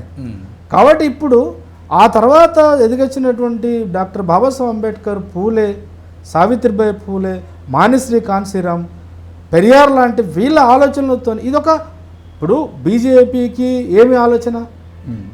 హిందుత్వ అనేది దాని యొక్క ఆలోచన. ఆర్ఎస్ఎస్ యొక్క భావజాలాన్ని కేంద్రంగా అది పనిచేస్తుంది. దానికో స్పష్టత ఉంది. మంచా చెడ్డ అనేది ప్రజలు నిర్ణయించుకుంటారు. కానీ కాంగ్రెస్కి ఏముంది? బీజేపీ లేదా ఆర్ఎస్ఎస్కు ప్రత్యామ్నాయ ఆలోచన ఏంటంటే మళ్ళీ అంబేద్కరిజమే. పూలే అంబేద్కర్ వాదమే దానికి ప్రత్యామ్నాయ ఆలోచన. ఈ పూలే అంబేద్కర్ వాదాన్ని నమ్ముతున్న ప్రజారాశుల ఎజెండాను కొంతకాలం మానిశ్రీ కాన్సీరామ్ గారు తీసుకొచ్చినారు. ఆయన మోసినాడు. ఆయన మరణానంతరం అది కొంత స్తబ్దతగా ఉంది. దాన్ని అందిపుచ్చుకున్నాడు రాహుల్ గాంధీ నాయకత్వం చెప్పింది కాబట్టి రేవంత్ రెడ్డి ఇక్కడ చేసిండు. ఈ రేవంత్ రెడ్డి చేయడానికి కూడా తెలంగాణలో ఈ శక్తులు, బీసీ శక్తులన్నీ వీరు చాలా సంఘాలు ఉండవచ్చు కాక అందరికీ ఒక ఉమ్మడి లక్ష్యంగా ఉంది. కలిసి పనిచేసారు. దానికి దళిత సమూహం కూడా సహకరించింది, సబ్బన్న కులాలు సహకరించినాయి, ప్రజాస్వామిక మేధావులు సహకరించారు. కాబట్టి ఇవాళ ఇంత శాతం ఉందని నిర్ధారణ చేయడానికి అయితే ప్రభుత్వం కమిట్మెంట్ ఇచ్చింది కదా. అయితే ఇచ్చినటువంటి దాన్ని అది చట్టం కాలేదు తమ్మి. మీరు ఇందాక చట్టం అన్నారు. కేవలము ఇక్కడ దాన్ని అసెంబ్లీలో తెలంగాణలో 42% బీసీలు ఉన్నారు. ఈ 42% ప్రజలు కూడా విద్య మరియు ఉద్యోగాలలో అట్లాగే ఆర్థికంగా వెనుకబడి ఉన్నారని కూడా నిర్ధారించింది రాష్ట్ర ప్రభుత్వం. కాబట్టి ఈ 42% ఆర్థికంగా వెనుకబడి ఉన్న, విద్యలో వెనుకబడి ఉన్నటువంటి, సామాజికంగా కూడా దళితులతో పోల్చుకుంటే అంత అవమానాలు లేకపోయినా ఇతర సమూహాలతోనే వీళ్ళు సామాజిక వివక్షకు గురవుతున్నారు. ముఖ్యంగా అందరు కాకపోయినా నొమాడిక్ జాతులు ఉన్నారు, ఈ సంచార జాతులు అంటాం. వాళ్ళు ఇప్పటికీ చాలా అధ్వాన పరిస్థితిలో ఉన్నారని కొంత లెక్క తేల్చి రాజ్యమే తనకు తాను అంగీకరించింది. ఇవాళ కేంద్ర ప్రభుత్వానికి పంపారు. నిజంగా ఈ బీసీ చైతన్యం ఇప్పుడు 42% ప్రభుత్వం చేత మనం చెప్పించగలిగినామని సంతోషపడుతున్న వాళ్ళు ఆ సంతోషాన్ని అక్కడే ఆపకుండా ఆ సంతోషానికి అంతిమ లక్ష్యం వైపు తీసుకుపోవాలనంటే 42% రాష్ట్ర ప్రభుత్వం గుర్తించింది. మీరు కేంద్ర ప్రభుత్వంగా మీరు యాక్చువల్గా రాజ్యాంగబద్ధంగా మీరు లెక్కలు చేయాలి. 2011 తర్వాత 2025 వచ్చింది. కరోనా 2 సంవత్సరాలు ఉండిపోయింది. 2020 కోట్ల లెక్కలు చేయాలి, జనాభా లెక్కలు చేయాలి, తీయలేదు. కనీసం ఇప్పుడన్నా చేయండి. చేసి అసలు ఈ 42% కాదా అని తేల్చండి. ఎక్కువ ఉంటే ఆ శాతానికి మీరు మా రాష్ట్ర ప్రభుత్వ పరిధిలోనైనా, ఈ రాష్ట్ర ప్రభుత్వం అది రియల్ కాంగ్రెస్ అధికారంలో ఉంది, రేపు ఇంకో పార్టీ రావచ్చు, ఎవరు అధికారంలోకి వచ్చినా కూడా మాకు రావాల్సిన న్యాయంగా మాకు రావాల్సినటువంటి వాటా కోసం చట్టం చేసుకోవడానికి మీరు అవకాశం ఇవ్వండి అని చెప్పేసి కనుక కేంద్రం మీద ఒత్తిడి తీసుకురావాలి. తీసుకొస్తే ఇప్పుడు మనకు ఇందిరాసాని కేసు ఒకటి చెప్పాలి. ఇక్కడ ఇందిరాసాని జడ్జిమెంట్లో భాగంగా మొత్తంగా దేశంలో అది ఉద్యోగ రంగంలో కావచ్చు, లేదంటే విద్యారంగంలో కావచ్చు, ఎక్కడైనా కూడా రిజర్వేషన్లను 50% కంటే పెంచడానికి లేదనేటువంటి దానికి ఒక కట్టడి చేశారు. ఇప్పుడు మనకు 42, ఈ 42 ప్లస్ 15 తర్వాత 10 మళ్ళా ముస్లింలే ఉన్నాయి, ఇవన్నీ కలిపితే దాదాపు 69 దాకా పోతున్నాయి. కాబట్టి చట్టం చేసి దాన్ని 9వ షెడ్యూల్లో పెట్టే విధంగా కూడా బీసీ నాయకత్వం, బీసీ మేధావులు, బీసీ ప్రజారాశులు, బుద్ధిజీవులంతా కూడా పనిచేయాలి. అయితే అది బీసీల సమస్య అని చెప్పేసి దళితులు ఇంట్లో కూర్చుంటే నడవదు.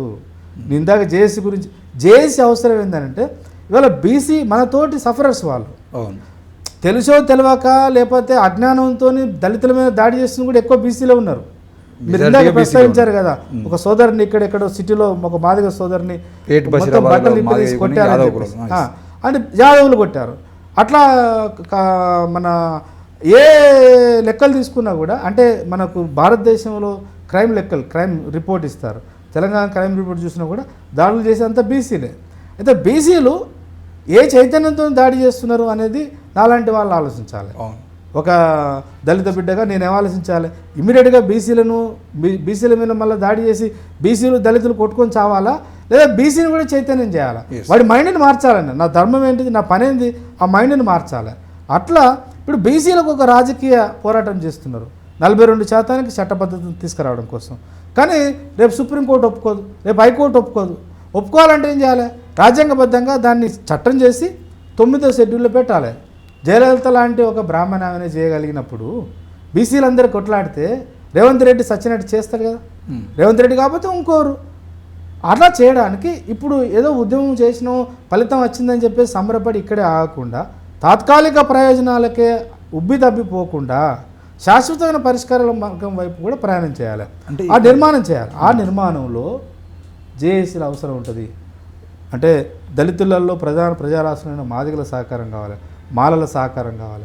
కలిసి వచ్చేటువంటి బుద్ధిజీవులు వాళ్ళ అగ్రకులాల్లో పుట్టవచ్చు, ఎవడు ఎక్కడ పుడతాడో అనేది అది యాదృచ్ఛికంగా జరిగే ప్రక్రియ. కాబట్టి కలిసి వచ్చేటువంటి ఆ అగ్రకుల నేపథ్యమైన ప్రజారాశులను కూడా కలుపుకొని దీన్ని చట్టబద్ధత తీసుకురావాలి. బీసీలకు కనుక 42% లేదా 50% కనుక చట్టబద్ధంగా ఎస్సీలకు ఎస్టీలకు ఉన్నట్టు రిజర్వేషన్లు ఉండే 10 సంవత్సరాల్లోనే మొత్తము తెలంగాణ యొక్క రాజకీయ ముఖ చిత్రం మారబోతుంది. అంటే ఇక్కడ మీరు ఇప్పుడు కలుపుకోపోవాలనే విషయం ఏదైతే ఉందో, దీనికన్నా ముందు మన విశారదన్ గారి నిర్మాణం గురించి మాట్లాడుకుంటున్నప్పుడు ఒక్కొక్కరిని కలుసుకుంటూ నిర్మాణం చేసుకుంటూ వస్తున్నాడు. ఆడ 1000 మంది కూర్చున్నట్టు క్రమశిక్షణగా ఉంటున్నారు. 1000 మందిని ఆయన ఒక 1000 మందినే తయారు చేయండి. ఇప్పుడు కాంశీరామ్ కానీ బుద్ధుడు కూడా నాకు 5 ఉంటే సరిపోతున్నాడు. కాంశీరామ్ కూడా 20 మందిని ఇచ్చేదంటే నేను రాజ్యాధికారం సాధిస్తాడు. విశారదన్ గారు కూడా ఇప్పుడు 1000 మందిని 10,000 మందిని తయారు చేయడంలో ఆయన క్లియర్ కట్గా తయారు చేస్తున్నాడు. మనదేమవుతుందని అంటే 100 మందిని తీసుకెళ్ళి ఢిల్లీలో ధర్నా, 1000 మందితో ఇందిరా పార్కులో ధర్నా, 10,000 మందితో నిరసన అని చెప్పేసి ఈ ఉద్యమాలు తాత్కాలికంగా చేసేది ఉంటే మీరు అంటున్నట్టుగా బీసీలో అంత పెద్ద చట్టం తీసుకొచ్చే పరిస్థితులు ఉండే కదా. ఇప్పుడు ఆ పరిమితులు మీకు తెలుసు, నాకు తెలుసు. అయితే నేను కొంచెము ఆశావాదిని. ఓకే, నేను ఎట్లా ఆలోచిస్తా అంటే, పరిమితులు ఉన్నాయని చెప్పేసి ఆ పరిమితుల మీద మనం విమర్శ చేయడం చాలా ఈజీ. ఇప్పుడు నేను ఈ సందర్భంగా అంటే బీసీ ప్రజారాశుల నుంచి ఎదిగొచ్చినటువంటి సోదరులకు సోదరిమణులకు కొత్త నాయకత్వానికి నేను వినమ్రంగా విన్నవించేది ఏంటంటే, మీరు దయచేసి ఒక విశారదన్లాగా ఎవరు ఉద్యోగాలు చేసేవాళ్ళు ఉద్యోగాలు చేయండి. ఉదాహరణకు నేను టీచర్గా పనిచేస్తున్నాను, ఒక యూనివర్సిటీ టీచర్ను. నేను విశారదన్ మహారాజులాగా అంత శ్రమ చేయలేకపోతున్నా. కానీ తప్పకుండా విశారదన్ మహారాజుకి నా సహకారం కూడా అవసరం. నేను భావజాలాన్ని తయారు చేయాలి. ఇప్పుడున్నటువంటి డాక్టర్ బాబాసాహెబ్ అంబేద్కర్ యొక్క జ్ఞాన సిద్ధాంతంలో ఆ సిద్ధాంతం యొక్క సహకారంతో తెలంగాణ రాజకీయాలను, తెలంగాణ ఆర్థిక వ్యవస్థను, తెలంగాణ సాంస్కృతిక జీవన విధానాన్ని, వర్తమానాన్ని అధ్యయనం చేయాలి. చేసి నాకు వచ్చినటువంటి ఆలోచన సమాహారాన్ని ఆ మొత్తాన్ని మళ్ళీ విశారదనకి ఇవ్వాలి. అట్లా బీసీ సమూహాలను చదివించినటువంటి ఉపాధ్యాయ వర్గం కావచ్చు, ఉద్యోగస్తులు కావచ్చు, ఐఏఎస్లు కావచ్చు, ఐపీఎస్లు కావచ్చు, రాజకీయ నాయకులు కావచ్చు, వీళ్ళు అలా చేయకపోవచ్చు. కానీ బీసీల కోసం లేదంటే ఒక్క కులం కోసం పనిచేస్తున్న నాయకత్వంలో ఉన్నవాళ్ళు కొంచెం త్యాగం చేయండి, కొంచెం త్యాగం చేయండి. ఉదాహరణకు 35 నుంచి 45 సంవత్సరాలు ఉన్న నాయకత్వం అంతా కూడా వాళ్ళ కులాన్నే చైతన్యం చేయాలి. ఇప్పుడు ఇమ్మీడియట్గా పోయి తెలంగాణ తిరుమల ప్రాధాయపడట్లే. మీ సామాజిక వర్గాన్ని గ్రామాల్లో ఉన్నారు, కొన్ని ఇప్పుడు నొమాడిక్ జాతులు ఉన్నాయి, అసలు వాళ్ళకి స్థిర నివాసమే లేదు. ఇప్పుడు ఆ సంఘాల కోసం ఆ సంఘాలను పెట్టుకొని పనిచేస్తున్న వాళ్ళు హైదరాబాద్ ఉన్నారు కదా, సికింద్రాబాద్ ఉన్నారు కదా, అన్ని జిల్లా కేంద్రాలు ఉన్నారు కదా. వాళ్ళకు నా యొక్క విజ్ఞప్తి ఏంటంటే దయచేసి మీరు గ్రామాలకు తరలండి. మీరు గ్రామాలకు తరలి మీకే అంత తెలియదు. ఇప్పుడు బుద్ధుడు చెప్పినట్టు జ్ఞానం ఎక్కడ ఉంటుంది అంటే ప్రజల దగ్గర ఉంటుంది. ఆ ప్రజలు ఎవరు? కష్టజీవుల ప్రజల దగ్గరనే ఎక్కువ ఉంటుంది. అందుకనే బుద్ధుడు చెప్పినట్టు కానీ లేదంటే మహనీయుడు గద్దరని చెప్పినట్టు మనం ప్రజల దగ్గర నుంచి నేర్చుకొని ప్రజలకే ఇవ్వాలి. కాబట్టి నేను ఒక ప్రొఫెసర్ని అయినా అని చెప్పేసి వెర్రవేగితే నడవదు. నాకు ప్రజలే మళ్ళీ జ్ఞానాన్ని ఇస్తారు. అట్లా కుల సంఘాల నాయకత్వంలో ఉన్నటువంటి వివిధ కుల సంఘ నాయకులందరూ కూడా దయచేసి మీ కులాలకు సంబంధించిన పేద ప్రజల దగ్గరికి వెళ్ళండి, వాళ్ళని అర్థం చేసుకోండి. మనకుండే సమస్యలు వాళ్ళకుండే సమస్యలు చాలా తేడా ఉంటుంది. నీ సమస్యకు ఆ సమస్య తోడైనప్పుడు నీ శక్తి, నీ ఆలోచన, నీ త్యాగం చేయాలనే గుణం పెరుగుతుంది. కేవలం ఇక్కడనే ఉండి నువ్వు అన్నట్టు హైదరాబాదుకో మెట్రోపాలిటన్ సిటీకో ఈ సుఖమైన జీవితానికి అలవాటు పడిపోయి మొత్తం చైతన్యం తీసుకొస్తామంటే నడవదు. కాబట్టి ఒక పరిణామం జరిగింది, ఒక గుణాత్మకమైన పరిణామం విశారద మహారాజు రూపంలో పోతున్నది. కనీసం అక్కడి నుంచైనా మనం ఇన్స్పిరేషన్ తీసుకుందాం అంటున్నా. అట్లా బీసీలే కాదు, ఇవాళ ఎస్సీలలో ప్రధానంగా మాదిగల తర్వాత అత్యంత జనాభా కలిగినటువంటి మాలలు కూడా నేర్చుకోవాలి. ఇప్పుడు ఇక వర్గీకరణ చట్టం అయింది, దాని లోపాలు ఉన్నాయనే అభిప్రాయంతో చాలామంది ఉండవచ్చు కాదు. లోపాలు ఉన్నాయంటే ఆ లోపాలను సవరించడానికి కూడా నీ సమూహాన్ని మళ్ళీ సమీకరించాలి. నా అభిప్రాయం ఏంటంటే, నా యొక్క విజ్ఞప్తి ఏంటంటే మాల సమూహంలో ఉన్న వాళ్ళకు కూడా దయచేసి గ్రామాలకు తరలండి. నీ సమూహం యొక్క ప్రత్యేకమైన సమస్యలు నీకున్న సమస్య కాదు, గ్రామాలలో రకరకాల రూపంలో ఉన్నాయి. ఇప్పుడు ఉదాహరణకు మాల పంబాళ్ళు ఉన్నారు, లేకపోతే బైండ్లలో ఉన్నారు, లేకపోతే బేగరోళ్ళు ఉన్నారు, లేకపోతే ఏర్పులలో ఉన్నారు, లేకపోతే ఇంకా ఇప్పుడు ఈయన సుంకరి వ్యవస్థ అంతా నాశనం చేసిండు. గ్రామాలలో ఒకప్పుడు షేక్ సింగ్ సుంకర్లా అని ఉండే, రాజశేఖర రెడ్డి కొంతవరకు ధ్వంసం చేసిండు, ఇప్పుడు రేవంత్ రెడ్డి ధ్వంసం చేస్తున్నాడు. రేపు గ్రామ కార్యదర్శుల పేరు మీద ఆయన సపరేట్గా అందరికీ అవకాశం ఇస్తున్నాడు. తర్వాత మాల నేతకాని ఉన్నారు. ఇప్పుడు మాల నేతకాని అనేవాడు అసలు పద్మశాలులు ఉన్నాక మాలలకు అవసరం ఏముంటుంది? చరిత్రను కొంచెం వాళ్ళ దగ్గర పోతే చెప్తారు. ఒక 70-80 సంవత్సరాలు ఉన్న మాల నేతకాని తల్లితోనో తండ్రితో పెద్ద మనిషి దగ్గర కూర్చుంటే వాళ్ళు మనకు చరిత్ర చెప్తారు. అట్లా వాళ్ళ దగ్గర నుంచి నేర్చుకొని ఈ మొత్తము సమూహాన్ని కనుక రాజకీయ శక్తిగా మలిసి రేపు రాబోయే కాలంలో రాజకీయాలలో నీ వాటా నువ్వు అడగడానికి ఆస్కారం ఉంటుంది. కొట్టి తీసుకోవచ్చు, బలంగా బల్లగుద్ది వాదించి తీసుకోవచ్చు. నువ్వు ఎప్పుడైతే రాజకీయంగా నీ సమూహాన్ని నువ్వు సమీకరించి ఒక రాజకీయ ప్రభావిత శక్తిగా నీ కులాన్ని, నీ వర్గాన్ని తయారు చేస్తావో అప్పుడు సమాజము, రాజకీయ పార్టీలు నీతోని సయోధ్యకు వస్తారు. అట్లా దానికోసమనే చేయాలి. వాళ్ళతో పోయేది ఏంది? మనమే కలిసి ఒక ఉమ్మడి నిర్ణయంలో పనిచేస్తున్నాం, ఒక ఉమ్మడి పోరాటంలో ఉన్నాం, మన ఆలోచనలన్నీ భావసారూప్యత ఉంది, చిన్నటువంటి మిత్ర వైరుధ్యాలు ఉన్నాయి. ఇవి రేపు మనం నిర్ణయాధికారంలో మనం ఉంటే వీటన్నిటిని మనమే పరిష్కరించుకోవచ్చు అనేటువంటి ఒక బ్రాడర్ కాన్సెప్ట్ కనుక ఈ బీసీ నాయకత్వంలో, ఈ ఎస్సీ మాదిగలలో, మాలలలో, దళితులలో, లేకపోతే లంబడులలో, యానాదులలో వచ్చిందనుకోండి, తప్పకుండా అంబేద్కర్ ఆశించినటువంటి సమాజ నిర్మాణానికి ఆస్కారం ఉంటుంది కదా. అందుకోసం ఇవాళ తప్పకుండా దాని యొక్క అవసరం అయితే ఉంది, జేఏసీ అవసరం ఉంది. ఆ జేఏసీ అవసరాన్ని గుర్తించాడు కాబట్టి ఒక 15 సంవత్సరాల తర్వాత లేదంటే 18 సంవత్సరాల తర్వాత తనకు ఒక పార్టీ ఉంది కదా, కావాలనుకుంటే తను మామూలు రాజకీయ పార్టీలలాగా నాయకుల్లాగా ఆలోచిస్తే అక్కడో ఇక్కడో కొంత తనకున్నటువంటి వెసులుబాటుతో పని చేసుకొని ఆ పార్టీని నిర్మాణం చేసుకోవచ్చు, కార్యకర్తలు నిర్మాణం చేసుకోవచ్చు, జిల్లా కమిటీల నుంచి మూలుకుంటే మండల కమిటీలు, గ్రామ కమిటీలు వేసుకోవచ్చు. 2% చాలు రాకేష్.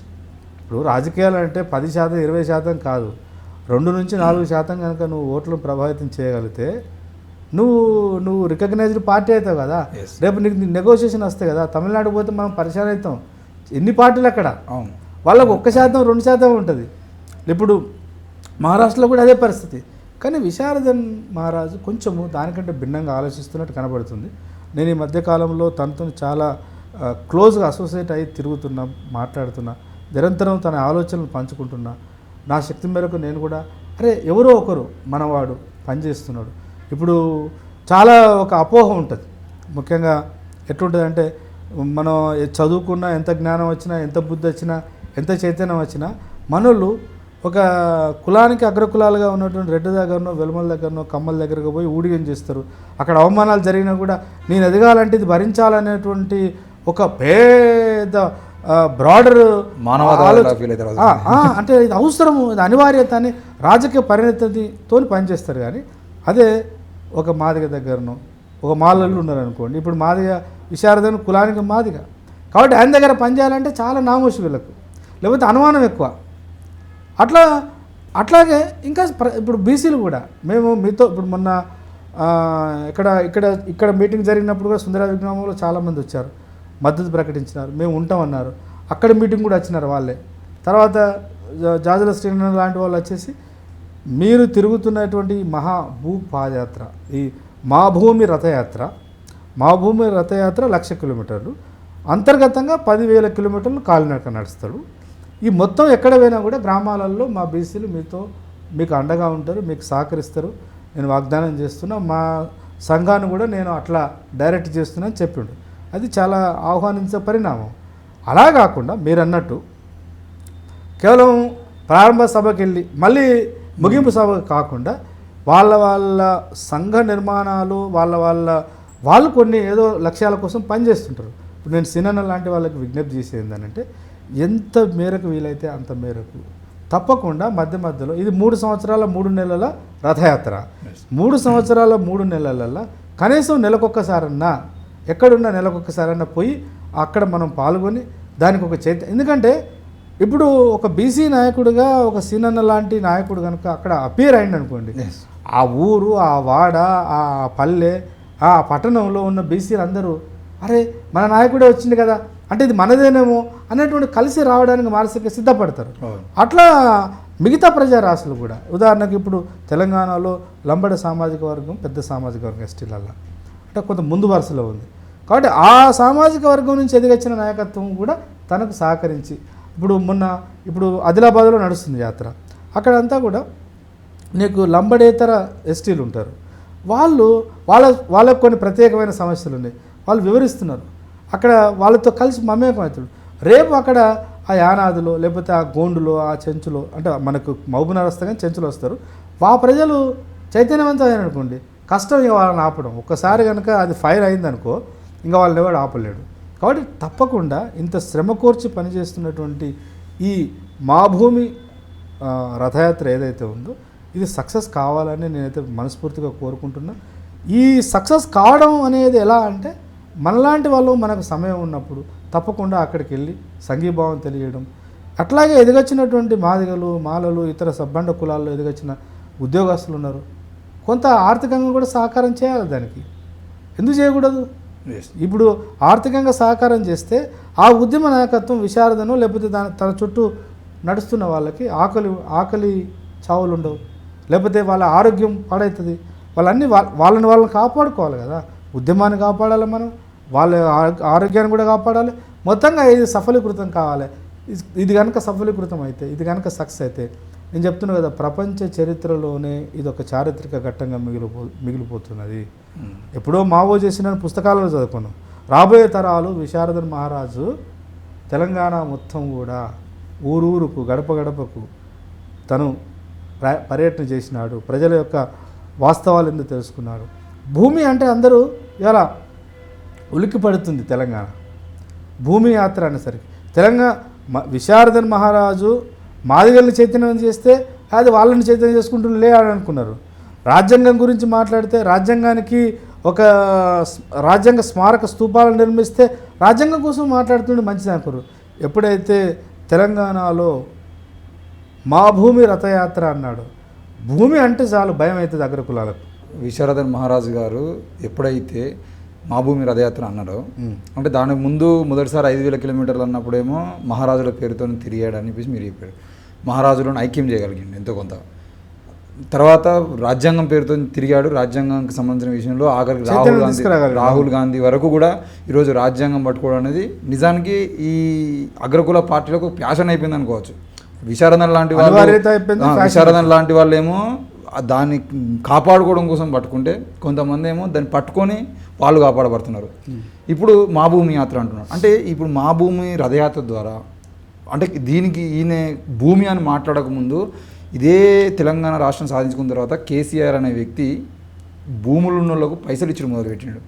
ఎప్పుడైతే ఆయన 5,000 రూపాయల చొప్పున భూమిని ఎకరానికి 5,000 రూపాయల చొప్పున ఇచ్చి మొదలు పెడితే రైతు బంధు పేరుతోని ఎక్కడెక్కడో ఉన్నటువంటి ఆనాడు భూమి కోసం జరిగినటువంటి పోరాటం ఏదైతుందో, కమ్యూనిస్టులు చేసినటువంటి పోరాటం, అప్పుడు ఆ భూములను వదిలేసుకొని పోయినటువంటి అగ్రకులాల వాళ్ళందరూ మళ్ళీ రైతు బంధు పెట్టగానే అన్ని ఊర్లలోకి వచ్చేసి మా భూమి ఇది అని చెప్పేసి, అప్పటి వరకు ఎప్పుడో కమ్యూనిస్టులు చేసిన పోరాటం నుండి మొన్నటి వరకు భూములు దున్నుకుంటే ఇవి ఎవరి పేరు మీద ఉన్నాయని చెప్పేసి చూసేదంటే మళ్ళీ ఆరెడ్డి ఈ విలుమ మీద ఉన్నాయని చెప్పేసి రైతు బంధు మొత్తం వాళ్ళ అకౌంట్లో వేసి మొత్తం గ్రామాల్లో దళితులు, ముఖ్యంగా దళితులు, తర్వాత బీసీలు వాళ్ళ చేతిలోకి వెళ్ళి భూమి మళ్ళీ వాళ్ళ చేతిలోకి పోయింది.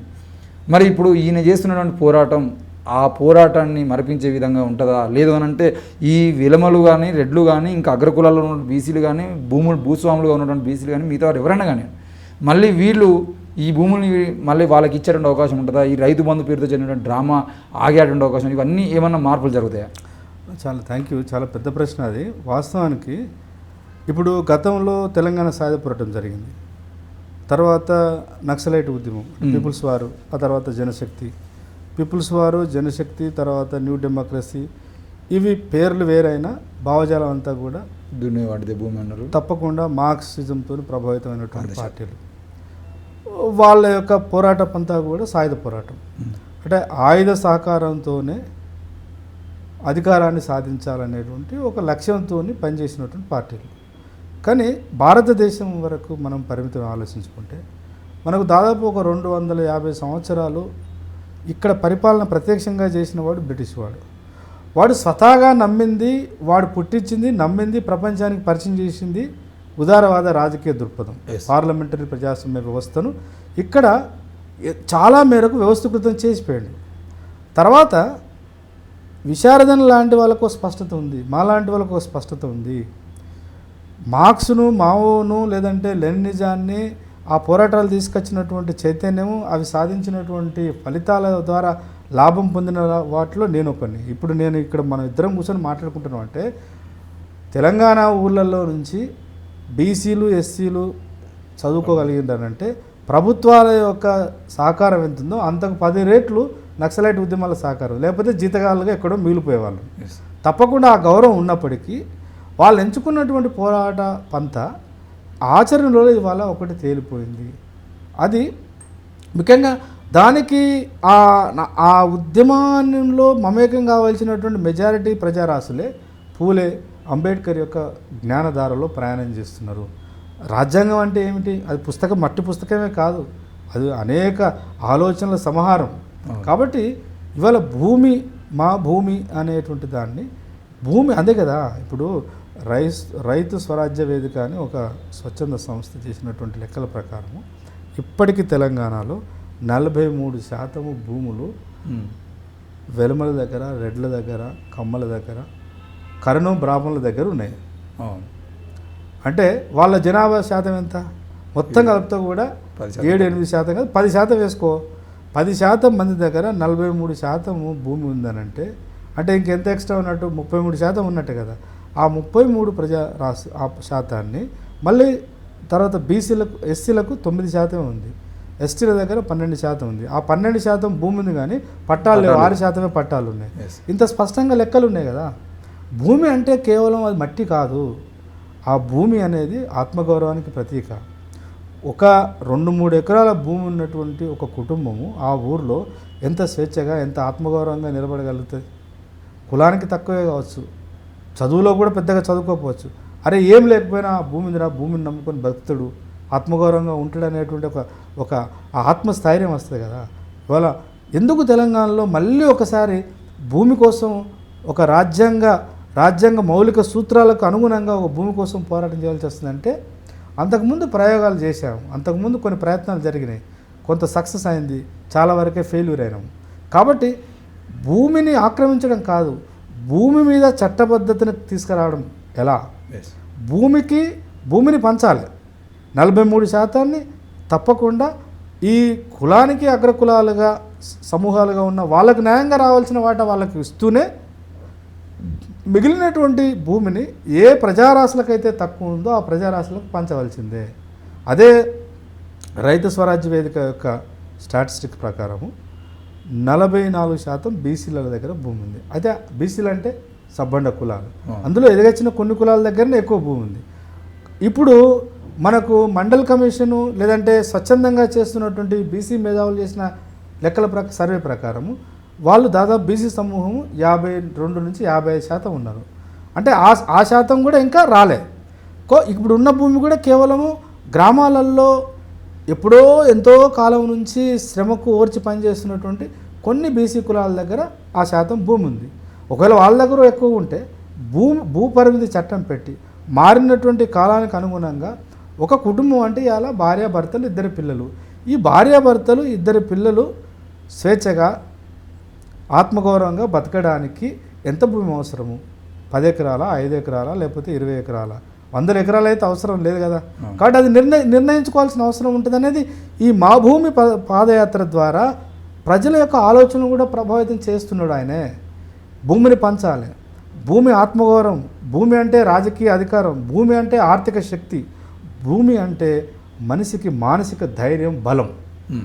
ఆ మానసిక బలాన్ని ధైర్యాన్ని లేకుండా కొల్లగొట్టిందే కుల వ్యవస్థ. కుల వ్యవస్థలో పైన వాళ్ళే దాన్ని వాళ్ళు ఏ రకంగా వాళ్ళు పెద్ద ఇప్పుడు దేశంలో ఉన్న అగ్రకులాలంతా ఏ రకంగా పెద్ద? జ్ఞానంలో పెద్దనా, అనుభవంలో పెద్దనా, శ్రమలో పెద్దనా? కాదే. చట్టబద్ధంగా దాని మీద హక్కు ఉంది కాబట్టి వాడు పెద్ద అని ఫీల్ అవుతున్నాడు. ఆ చట్టబద్ధతను వాళ్ళ మొత్తం హక్కులను కాలరాయాలని కాదు. బహుజనవాదం, బుద్ధుడు, పూలే, అంబేద్కరు ఎవరిని ఇబ్బంది పెట్టాలని కాదు వాళ్ళ ఆలోచన. వాళ్ళకు రావాల్సినటువంటి ఒక మనిషిగా తనకు ఉండవలసిన గౌరవం, ఒక సమూహంగా ఆ సమూహానికి రావాల్సిన వాటాన్ని ఇస్తూనే ఆ సమూహం దగ్గర ఆ సమూహం యొక్క శక్తి కంటే ఎక్కువ ఉంది, పోగుబడి ఉంది. పోగుబడి ఇప్పుడు భూస్వామి 100 ఎకరాలు ఉంటాయి, ఆయన వ్యవసాయం చేయలేడు, చేసే వాళ్ళకి అవకాశం ఇవ్వడు. మరి ఈ దేశ సంపద ఎట్లా పెరుగుతుంది? ఈ మా భూమి పాదయాత్ర ఏంది అని అంటే అంబేద్కర్ సూత్ర ప్రకారం చెప్పాలంటే భూములను, అందుకని అంబేద్కర్ జాతీయం చేయమన్నాడు కదా. జాతీయం చేయమంటే దాని అర్థం ఏంటి? అందరి ప్రజల ఆస్తిగా చూడమని అర్థం. ఇవాళ అంత స్పష్టతతోని మా భూమి రథయాత్ర జరుగుతుంది, ఆ ప్రచారం కూడా అలాగే జరుగుతుంది. ఒక్క భూమి కోసం అంటే భూమి కోసమే కాదు, ఏదో సిపిఐలు సిపిఎంలు లాగా భూ పోరాటాలు అంటే ఓ అడవి ఉంటే లేకపోతే అక్కడ పాడుబడి ఉంటే అక్కడ జెండాలు, అది కాదు మన పోరాటం. విత్ డ్యూ రెస్పెక్ట్, ఈ భూ పోరాటం ఏంటంటే భూమి గురించి ఊళ్ళల్లో చైతన్యం చేయాలి. దాంతోపాటు గ్రామంలో, పట్టణంలో, పల్లెలో ఉన్నటువంటి ప్రభుత్వ సంస్థలన్నీ కూడా ఇవాళ తనిఖీ చేస్తున్నాడు ఆయన. పాఠశాలలకు పోతున్నాడు, హాస్టళ్ళకి పోతున్నాడు, ఎంఆర్ఓ దగ్గరికి పోతున్నాడు, ఎండిఓ దగ్గరికి పోతాడు, రేపు కలెక్టర్ అంటే జిల్లా స్థాయిలో పోతే కలెక్టర్ దగ్గర కూడా పోతాడు. అంటే ఇవాళ ఏంది, తెలంగాణలో ఉన్నటువంటి ఉద్యోగ సమయం కూడా ప్రభుత్వ ఉద్యోగులు, పీపుల్ సర్వెంట్, వీళ్ళు ప్రజాసేవకులు కదా. ప్రజలకు సేవ ఆత్మగౌరవంగా చేస్తున్నారా లేకపోతే డామినేట్ చేస్తున్నారా? వీటన్నిటిని కూడా చూస్తూ అంటున్నాడు కదా. పోలీస్ స్టేషన్ ఒక బాధితుడు వస్తే బాధితుడికి చట్టబద్ధంగా రావాల్సినటువంటి గౌరవం వస్తుందా లేదా? బాధితుడు వచ్చి నాకు ఇట్లా అన్యాయం జరిగిందని ఒక కంప్లైంట్ ఇస్తే అది రిజిస్టర్ అవుతుందా లేదా? రిజిస్టర్ అయితే కేసు దర్యాప్తు అవుతుందా లేదా? దర్యాప్తు అయితే కేసు కడుతుందా లేదా? ఇవన్నీ కూడా చర్చలోకి వస్తాయి. మరి ఇంతకుముందు లేదా అన్న అంటే ఉన్నది, చట్టం ఉంది, పేపర్ మీద మస్తు ఉంటుంది, కానీ ఆచరణ లేదు. ఆచరణ లేదు కాబట్టి ఇవాళ నల్గొండలో ఎక్కడ ఈ నాగార్జున సాగర్ దగ్గర ఒక మల్లేశ్వర్ అనేటువంటి ఒక చెల్లె, మాదిగ చెల్లె, జానారెడ్డి అనేటను స్నేహం చేసింది, ప్రేమించారు, కొంతకాలం వాళ్ళు ఉన్నారు కలిసి. అతను కులానికి రెడ్డిని కాబట్టి నువ్వంటే నాకు ఇష్టం అని చెప్పి మాయమాటలు చెప్పినా నిజంగానే ఫస్ట్లో నిజంగానే ఆ అమ్మాయి పట్ల ప్రేమపూర్వకంగా ఉండవచ్చు. రాను రాను మనసు మార్చుకొని వేరే వాళ్ళ సమూహానికి సంబంధించిన ఒక అమ్మాయిని పెళ్లి చేసుకొని ఆ అమ్మాయిని మోసం చేస్తే ఆ అమ్మాయి ఇలా ఆత్మహత్య చేసుకునేది. ఒక వైద్య వ్యవస్థలో ఉన్నటువంటి అమ్మాయి తనకు తాను సూసైడ్ చేసుకోవడము, పాయిజన్ ఇంజెక్షన్ తీసుకోవాల్సినటువంటి దౌర్భాగ్యం ఎందుకు వచ్చింది? కాబట్టి భూమి యాత్ర అంటే కేవలం భూమి కోసమే కాదమ్మా, భూమి చుట్టూ నిర్మాణమైనటువంటి అసమానతలు ప్రశ్నించడం.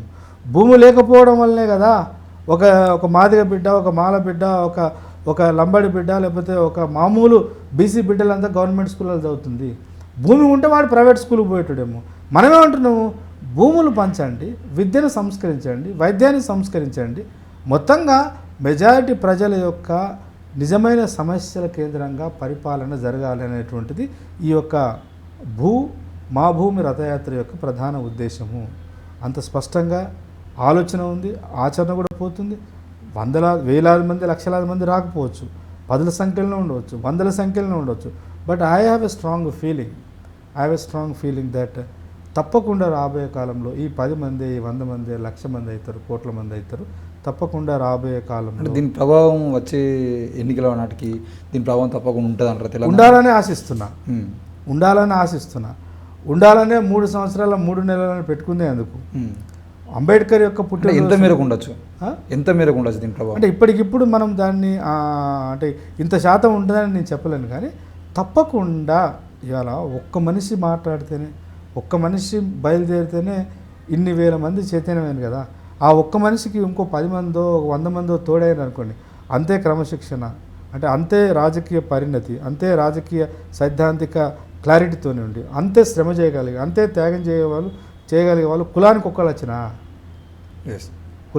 వచ్చిన తప్పకుండా ఇవాళ మాయమాటలు చెప్తున్న వాళ్ళు, రాజకీయాలను మసిబూసి మారడిగాయ చేస్తున్నటువంటి నాయకులందరూ కూడా రేపు ఈ సమాజం ముందు చేతులు కట్టుకుని నిలబడాల్సిన పరిస్థితి ఏర్పడుతుంది. అట్లా అదేమో ఆధిపత్యం కోసం కాదు నేను మాట్లాడేది. తప్పకుండా మానేశ్రీ కాన్సీరామ్ చెప్పినట్టు మళ్ళీ ఇట్లున్నదాన్ని ఇట్లా చేయమన్నాడు కదా, సమానమే. మన ఈ వాదంలో ఉన్న గొప్పతనం ఏంటంటే ఈర్ష్య ఉండదు, ఇక్కడ ద్వేషం ఉండదు, ఇగో ఉండదు, ప్రేమ ఉంటుంది, కరుణ ఉంటుంది, త్యాగం ఉంటుంది. మనిషిని మనిషిగా సమానంగా చూడాలనేటువంటి ఒక గొప్ప ఆలోచన ధారణలో వస్తుంది బుద్ధుడి నుంచి. కాబట్టి తప్పకుండా త్యాగం మీద ఆధారపడి ఉంటుంది. ఇప్పుడు ఈ 3 సంవత్సరాల 3 నెలల ఈ సుదీర్ఘమైన కాలంలో జరిగేటువంటి ఈ రథయాత్ర సక్సెస్ అయితే తప్పకుండా మళ్ళీ మనం దాని మీద ఒక రివ్యూ పెట్టుకోవచ్చు. తర్వాత నేను మీకు అంటే NIN మీడియా తక్కువ కాలంలోనే బాధితుల వైపు నిలబడుతున్నటువంటి ఒక మంచి పేరుంది మీ మీడియాకు. నేను మీకు రిక్వెస్ట్ చేసేదంటే, మీకున్న పరిమితమైన వనరులైనా కూడా మీకు సాధ్యమైనంత వరకు ఎప్పుడైనా ఒకసారి కనీసం జిల్లా స్థాయిలోనన్నా, లేదంటే ఏదైనా మేజర్ ప్రోగ్రాం ఉన్నప్పుడు అక్కడికి మీరు వెళ్ళండి, ప్రజలతో మాట్లాడండి, విశారదం గారితో కూడా మాట్లాడండి. తను ఏమనుకుంటుంది, దాదాపు 7 రోజులు 8 రోజులు అవుతుంది, ఒక 10-15 రోజుల తర్వాత ఒక అంచనా వస్తాయి కదా, రివ్యూ లాగా పెట్టండి. అక్కడ పనిచేసే వాళ్ళు, అక్కడ అతనితో మాట్లాడండి, ప్రజలతో మాట్లాడండి. ప్రజలు ఏమనుకుంటుంటారో అది మళ్ళీ మిగతా ప్రజారాశులకు తెలియజేసే ప్రయత్నం చేయమని చెప్పేసి నేను ఈవెన్ NIN మీడియాకు మీకు కూడా విజ్ఞప్తి చేస్తున్నాను. ఓకేనా, థ్యాంక్ యూ.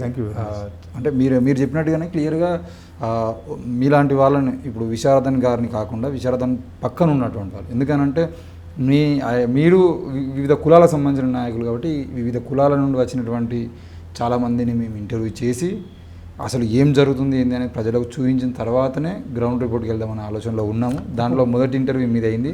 తర్వాత బీసీ కులానికి సంబంధించినటువంటి ఇంకొక అక్కను కూడా అడిగేటువంటి ప్రయత్నం చేస్తున్నాము.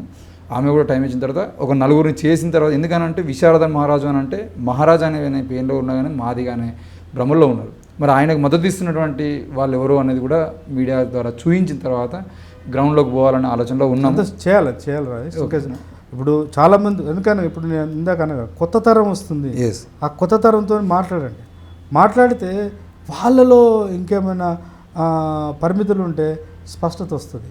అప్పుడు అందరం, ఇప్పుడు ఐ రిక్వెస్ట్ యూ, మన రామయ్య శెప్పడు ఉన్నాడు, మన మీటింగ్ వచ్చిండదు, అతను కూడా కొంత జ్ఞానవంతుడు. ఇప్పుడు మా తరంలో ఎదిగొస్తున్నటువంటి బీసీలలో చాలా స్పష్టతని ఆలోచిస్తున్నవాడు. అట్లాంటి వాళ్ళతో కూడా మాట్లాడండి.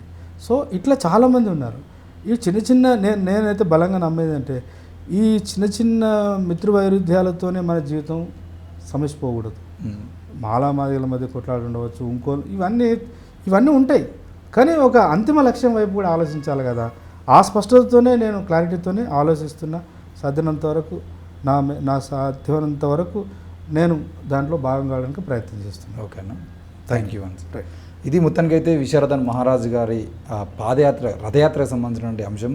మా భూమి రథయాత్ర అనేది కేవలం ఏ ఒక కులాని కోసమో దేనికోసమో కాదు. మా భూమి రథయాత్ర పేరుతో తెలంగాణ కష్టపడి కొట్లాడి సాధించుకున్నటువంటి తెలంగాణలో జరుగుతున్నటువంటి ప్రతి అంశాన్ని లేవనెత్తి ఆయన దాని మీద పూర్తి అవగాహనతో మాట్లాడటం కోసం, అలాగే ప్రతి రంగాన్ని ఎక్కడికి వెళ్ళినా భూములు కానీ, వైద్యం కానీ, ప్రభుత్వ పాఠశాలలు కానీ, హాస్టళ్ళు కానీ, అక్కడ ఉన్న పోలీస్ స్టేషన్లు కానీ, రెవెన్యూ అధికారులు కానీ, మిగతా వాళ్ళందరూ ఎక్కడెక్కడ ఏ విధంగా పనిచేస్తున్నాయి అనే దాని మీద పూర్తి స్థాయిలో అవగాహన తీసుకొని రేపటి రాజ్యాన్ని సాధించుకోవడం కోసం వేసుకుంటున్నటువంటి బాటల్లో ముఖ్యంగా ఇది ఉండబోతుంది. తప్పకుండా రాజ్యాధికారుల కోసం కాకపోయినా ఈ రాజ్యంలో ఉన్నటువంటి వేల మందిని విశారదనులుగా తయారు చేయడం కోసం, వేల ప్రశ్నించే గొంతుని తయారు చేయడం కోసం జరుగుతుందనే విషయాన్ని అయితే మనం చెప్పడం జరిగింది. రానున్న రోజుల్లో మరింత మందిని ఇదే అంశం మీద ఇంటర్వ్యూలు చేద్దాం. దాంతోపాటు గ్రౌండ్ రిపోర్ట్కి ఒక 15 రోజుల నుండి 4 రోజుల పాదయాత్ర గడిచిన తర్వాత అక్కడ ఆయన తిరిగినటువంటి ఆ గ్రామాల్లోకి వెళ్ళి ఏం జరిగిందో అటువంటి తెలుసుకునేటువంటి ప్రయత్నం కూడా ఎన్ఐఎన్ మీడియా ద్వారా చేస్తామని తెలియజేస్తూ చూస్తూనే ఉండండి ఎన్ఐఎన్ మీడియా. Thank you.